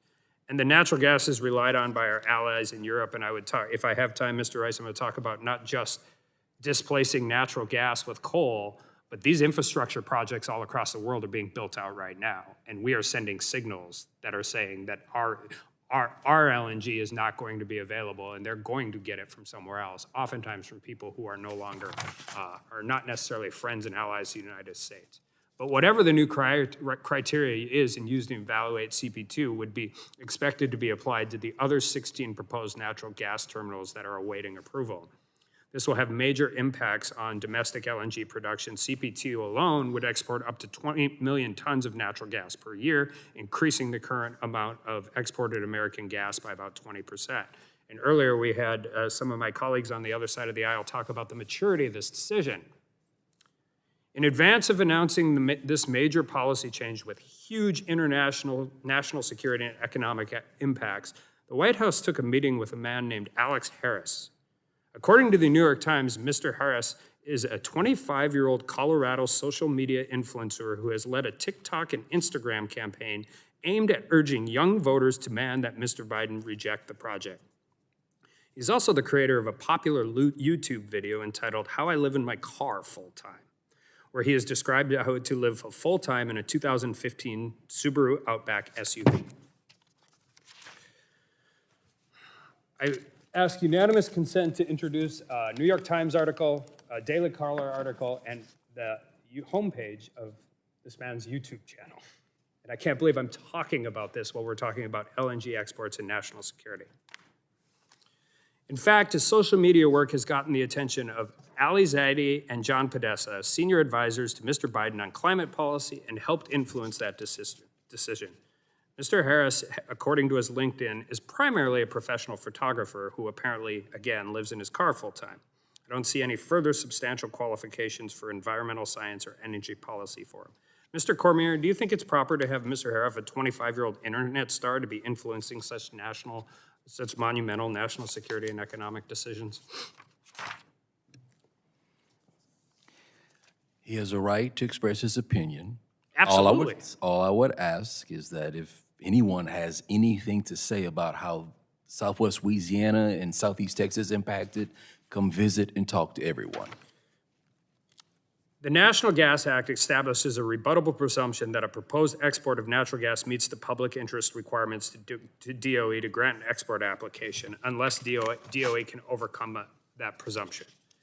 The administration has end-run the entire system by forcing DOE to reevaluate its evaluation criteria. The point of all of this process is to ensure that the political whims do not interfere with the expert processes that have been carefully crafted by Congress.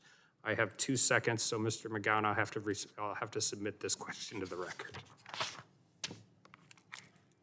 I yield that. Chairman, time's expired without objection. The articles that he wants to submit for the record will be entered into the record without objection. So ordered. And now I will recognize Dr. Joyce for 5 minutes. First, I want to thank Chairman Duncan for holding today's hearing on Biden's disastrous decision and thank the witnesses, especially those from Pennsylvania, for appearing. Last night, during a special order, we had 14 members of the House take time to speak on how important liquefied natural gas exports are to their constituents, to our national economic security. In my district, exporting LNG means jobs. Chairman Duncan just recently emphasized that in his just moments ago. The shale revolution has unlocked the resources under the feet of my constituents. The boom in natural gas production has brought jobs and hope back to so many small towns across Pennsylvania. Our nation has been blessed with abundant natural gas reserves, and the ability to export LNG has given companies the certainty that they need to continue to invest in natural gas production. Mr. Rice, do you have any idea what the average salary for an employee of EQT in Pennsylvania is, or what the range is for a worker at your company, what they can expect to make?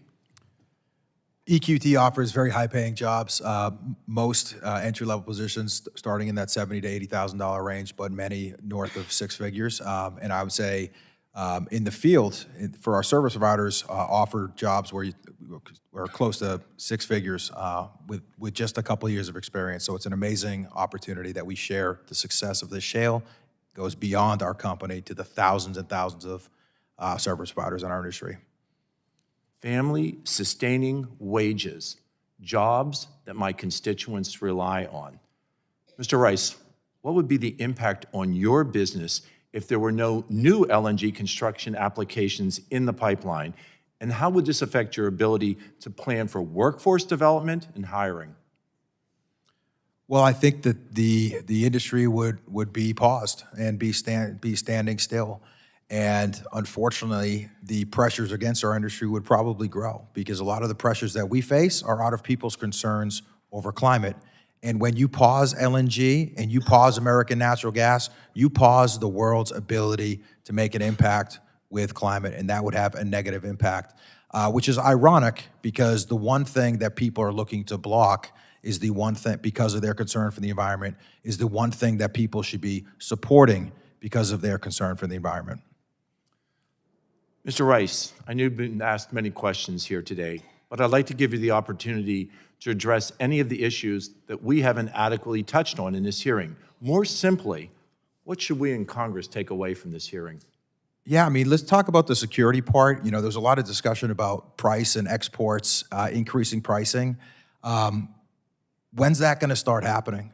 We're the largest exporter of natural gas in the world, and natural gas prices are below $3. So when is the rise in natural gas prices going to happen? And to put this in perspective, $3 natural gas price is the energy equivalent of $18 barrel oil. So this is the most affordable energy that we can put on the planet. And it's also the cleanest, and it's also the most reliable. But speaking to the larger benefit of LNG, you know, we hear a lot of talking points on the Hill that we are the largest producer in the world. We are the largest exporter. But the question that we need to ask ourselves, is that enough? Rampant inflation, wars in Ukraine, global emissions skyrocketing, energy security of our allies is crippled. Clearly, we need to be doing more. And from an energy security perspective, the world can only contain so much chaos before it starts spilling over and impacting Americans. Well, American LNG can help relieve some of this pressure that this world is facing by lowering global emissions and providing energy security to our allies. Those things are going to help America achieve the goals that we seek to achieve. Mr. Speaker, I thank all of the witnesses for being here today, and I yield the remainder of my time. Gentleman yields back. I now go to Mr. Allen for 5 minutes. Thank you, Mr. Chairman, and thank you for allowing me to wave on to this important hearing today, and I want to thank the witnesses. Mr. Rice, I met you back, I serve on the House Energy Action Team, and I was really intrigued by some of the things that you shared with us that day. I was just looking, and in fact, we might enter this into the record, but our trade deficit, this is an article in the New York Times, our trade deficit has exceeded $1 trillion, the most in history. And I believe you said and shared with us at that meeting that if you could get permits for pipelines to ship LNG out of off the coast of Louisiana, that we could power the entire continent of Europe. Is that still a possibility? Yeah, based on the work we've done to quantify the resource, we have the ability to quadruple our LNG exports to support 60 BCF a day of natural gas production through exports, and that would require a $4 natural gas price to be able to unlock the drilling and development of that resource, and we can put it on the doorsteps of our customers around the world for a cost of less than $12. And for perspective, the European market is around 55 BCF a day of natural gas, so 60 BCF a day of exports is a tremendous amount of energy, equivalent to adding a Saudi Arabia to the world stage, decarbonizing force. Let's look at the situation. So if we do that, we're burning 42% cleaner than we're currently burning over there? Yes, the estimate should be between 40 to 50% at a minimum, and if we target some of the worst emitting coal plants in the world, 5% of the world's worst coal plants are responsible for 30% of the power emissions.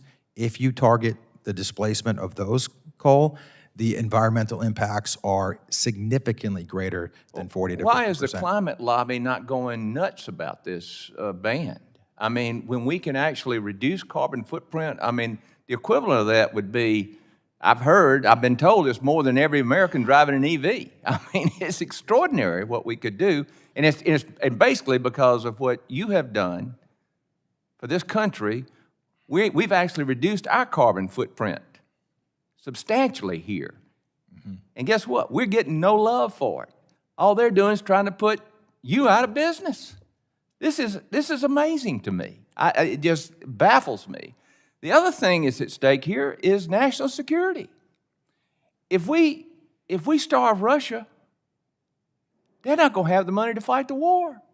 So we bring about peace in Ukraine, and guess what? We stop Iran. Then we have peace in the Middle East. All of a sudden, it's 3 years ago when this country dominated, this country set the cost of a barrel of oil and the price for natural gas. Folks, that is power. And if you don't have that in this world today, then we're going to look just like we are right now. I do have one quick question for Mr. Cromer. You mentioned how important LNG exports are for your region economically, as far as job creation and revenues and just benefits to your local communities. What does it mean to them? Mr. Crown? Okay. Repeat the question if you don't mind. Okay. You had mentioned that how important LNG exports are for your region economically and how the investments through job creation and revenues benefits your local communities. And it brings pride because in our neck of the woods, people want to work. We have kids at McNeese. We have kids in our community college. They're being trained. They're ready to work. They want to rebuild, stay home, and continue moving forward. It's real with our community. It comes down to one thing. We want to take care of ourselves and take care of our community, and this is one way we do it. The greatest privilege I had in business was the opportunity to do just what you're talking about, and that's to give people the dignity and respect they deserve with a good job, to allow them to provide for their families, their church, their communities, and yes, this country. How could we deny that with this great opportunity? This thing has been teed up by the creator of the universe for this country, and we're ignoring it. I mean, we were created to adapt, and we were created to work. And anything this government perpetrates other than that will not work. And we will see the destruction and chaos, and we're seeing it right now in this nation. Thank you all for being here. Thank you. Keep the faith and keep working at this. And hopefully the American people are listening and we will change the behavior out there. Thank you so much. I yield back. Jim, yield back. We're going to pause for just a second. There's one member who is handicapped. There's another that is on her way, so just bear with us just a second. Are you pausing or are you banning? Carter's handicapped more ways than one, but We're going to have a debate over that just now while we're waiting. he is on a cycle for his foot, but just give us a second.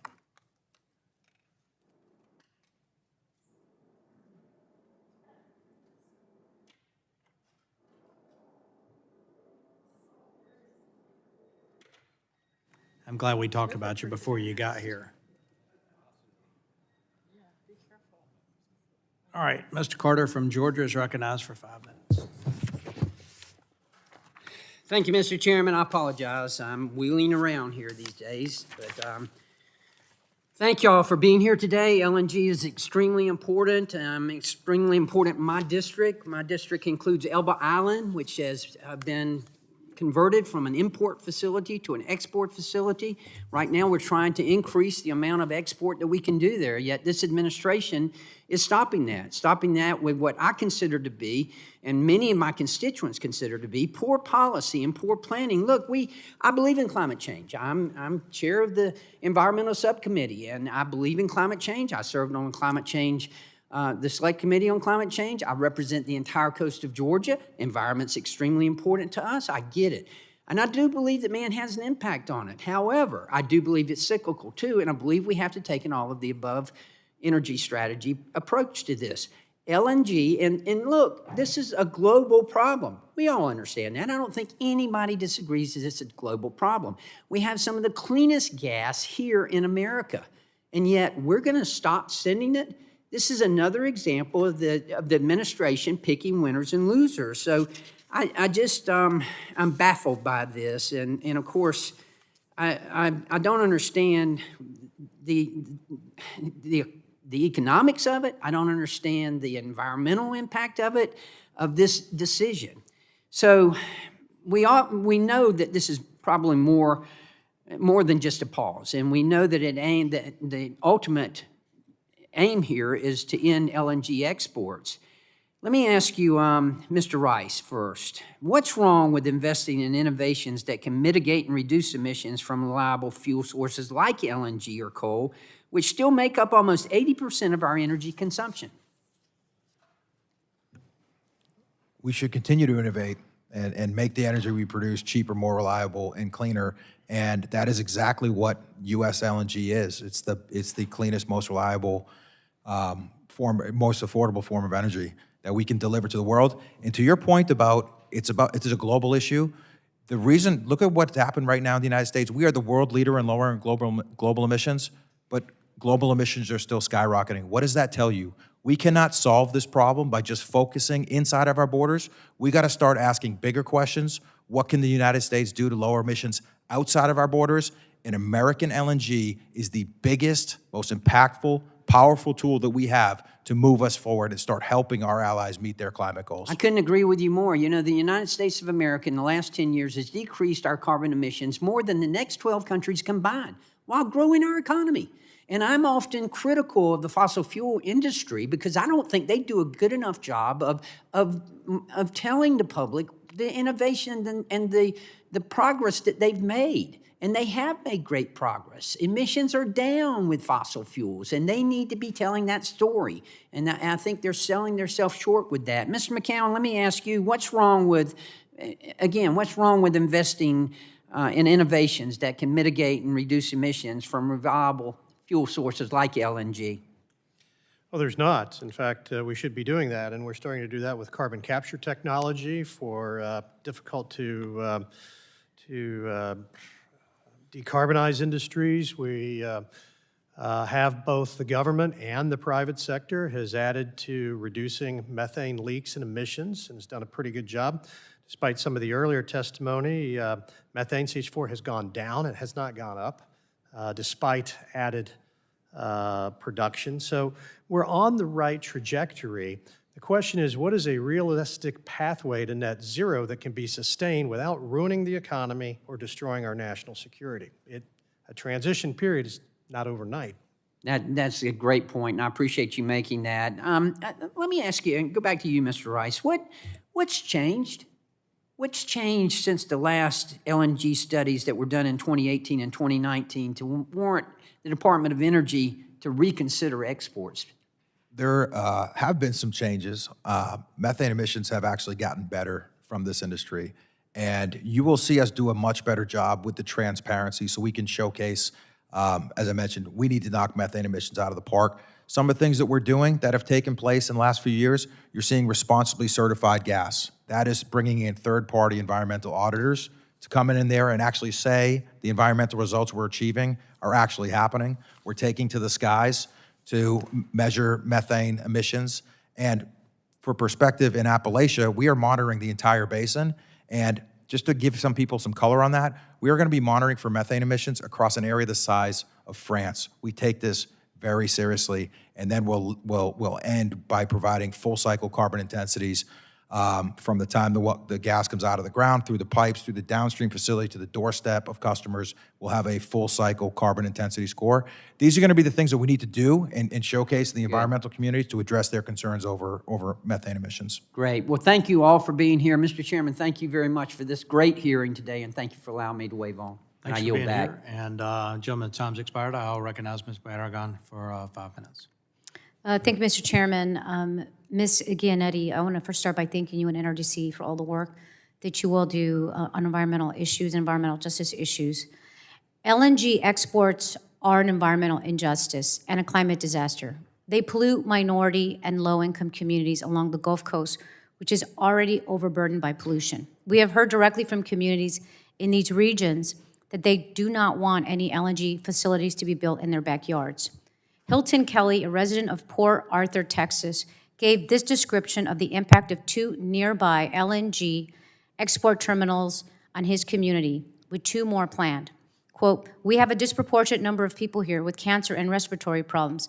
I have 2 grandkids who suffer from respiratory problems. 1 in 5 households has a child or elder person who uses a nebulizer for asthma.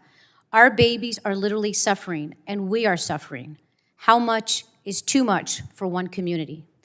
No community should have to deal with this." My question to you is, can you talk through how the Department of Energy does not properly account for the impacts of LNG exports on frontline communities, and how the department should evaluate these impacts in future public interest determinations? Thank you, Congresswoman. As someone who previously lived in Louisiana, Texas, and Florida, I have seen this firsthand as a high school teacher with students who had disproportionate asthma or other respiratory illnesses. And environmental justice is not just a buzzword. It is a legal requirement and a critical element of determining whether a project is in the public interest. Unfortunately, to date, the Department of Energy does not incorporate environmental justice impacts into its assessment.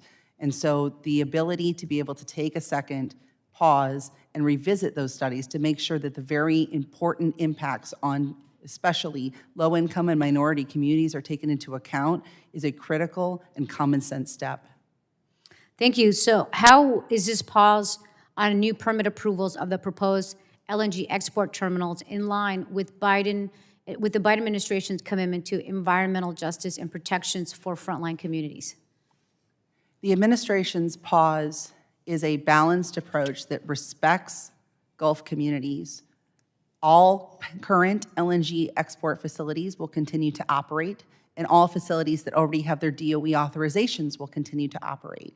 But by being able to take a look and evaluate on the environmental justice impacts of continually siting these facilities in the same locations over and over again, many of which are disproportionately low income and communities of color, will make sure that we are not making some of America's best pay the price of energy development.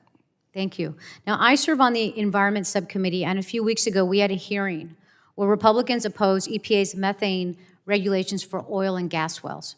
They opposed the Methane Emissions Reduction Program and the Inflation Reduction Act, and they attacked a pipeline safety program to detect and repair methane leaks. If Republicans were successful in their efforts to let the fossil fuel industry emit as much methane as they wanted, how would that make U.S. LNG exports even dirtier?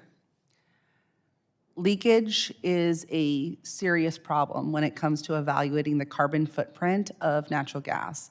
And unfortunately, leakage happens at all parts of the value chain, from upstream extraction to midstream transportation to export and eventual use.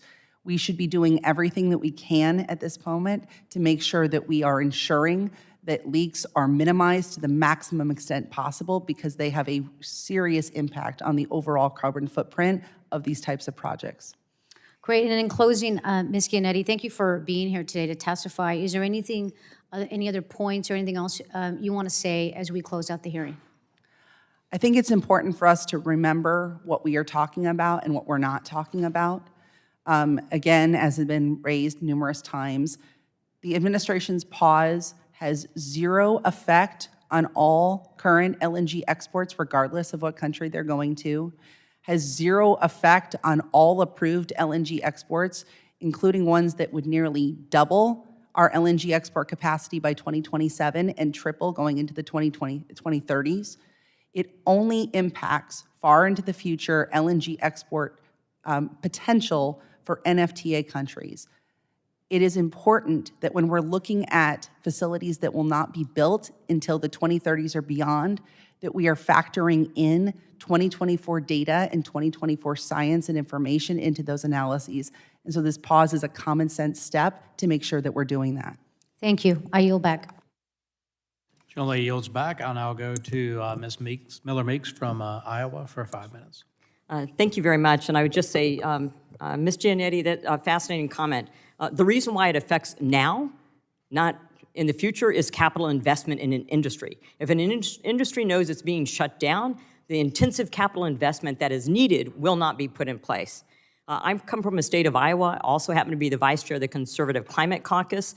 Iowa has over 50% of its energy from renewables, to include biofuels, biomass, compressed renewable natural gas, manure, you name it. We have over wind and solar, and did have nuclear until that plant was shut 4 years ago. 60% of our electricity is from wind, and we're a net exporter of energy. We can both have a cleaner, healthier planet and climate, as well as grow our economy and have affordable, reliable, secure, and abundant energy. The greatest sense of environmental injustice to me is not allowing poor people or disadvantaged communities to be able to heat their homes because we make electricity unaffordable. In fact, more than 5 million people die every year due to exposure to excessively hot or cold temperatures. This is globally. Heat death is responsible for 1% of global fatalities, around 600,000, but cold kills 8 times as many people, 4.5 million annually. A 2019 study from the National Bureau of Economic Research estimates that driving down natural gas prices, the fracking revolution, saved more than 11,000 American deaths in the winter per year. Per year, 11,000 deaths were saved from 2005 to 2011. During that time, the U.S. was, and still is, a leader in reducing greenhouse gas emissions, all while increasing energy production and keeping prices low. Since 2005, the U.S. has reduced net greenhouse gas emissions by 17%, all while primary energy production in this country increased by 48%. And the use of natural gas played an irreplaceable role in this fact. Globally, according to the Energy Information Agency, primary energy consumption is expected to increase through 2050, and in all the COPs I attended, which have been 3, every single COP has said energy demand is increasing, not decreasing. So through 2050, somewhere between 16 and 57%, and global demand for natural gas will increase by 41% in 2050. In fact, I was in Vietnam just last week, and they were talking about the Biden administration's policy on LNG is hurting them because they had an energy crisis last year. Further, a study from the National Energy Technology Laboratory found in 2019 that U.S. LNG often produced fewer greenhouse gas emissions than other types of coal or gas used around the world, which means that U.S. LNG exports could actually be beneficial for climate change if the U.S. replaced those of other fossil fuels. And I've had this conversation with Special Presidential Envoy on Climate, John Kerry. We're not studying the greenhouse gas emissions or the life cycle carbon analysis of other types of renewable energy, such as wind or solar. With all of us think that it should be done, and I'm sure those children in the Congo having to dig out rare earth minerals out of the earth in the Congo think that it would be environmental justice for them to not have to do that to create solar panels and wind turbines. So, Mr. McCowan or Mr. Rice, if the U.S. limits our LNG exports, will that result in lowering the use of LNG globally, or will it only result in more LNG exports from our adversaries like Russia, China, or other countries that have dirtier oil and natural gas? It will result in usage of LNG from dirtier fuel sources, and if you look at the IEA or any other forecast, natural gas usage is going to climb out through 2050, not decrease. So it will do nothing. I agree. The energy demand is going to grow. And to put this in perspective, because we're talking about how big and how much LNG does the world need, we've heard a couple Congress people talk about this today. If you care about lowering global emissions and replacing foreign coal, the biggest source of emissions, it would require 170 BCF a day of incremental natural gas, LNG. If you care about eliminating energy poverty, which you cited, and replacing the 120 BCF a day of biomass that is used as a primary energy source, that's another 120 BCF a day. The world needs 300 BCF a day more natural gas, and both of those things would be decarbonizing because it would be lower emissions than coal, and replacing biomass is also going to have a decarbonizing impact as well. Massive opportunity. Thank you for that. And I'm agnostic of the energy source. I think we should be talking about lowering emissions and how we do that and have create a better environment rather than talking about the energy source that we want to eliminate. And what for any of the panel, what benefits do U.S. LNG exports provide to our allies and those who are supportive of us? Sure. I would say one thing. I think energy security is the natural answer, and you can look at what happened in Europe as a great example of how American LNG provides that energy security. But the other lesson that we learned in 2022 is that without energy security, you cannot transition. So if you care about climate and making progress on that front, energy security is the foundation of making that happen, and American energy is the foundation of that security. Mr. Corbier?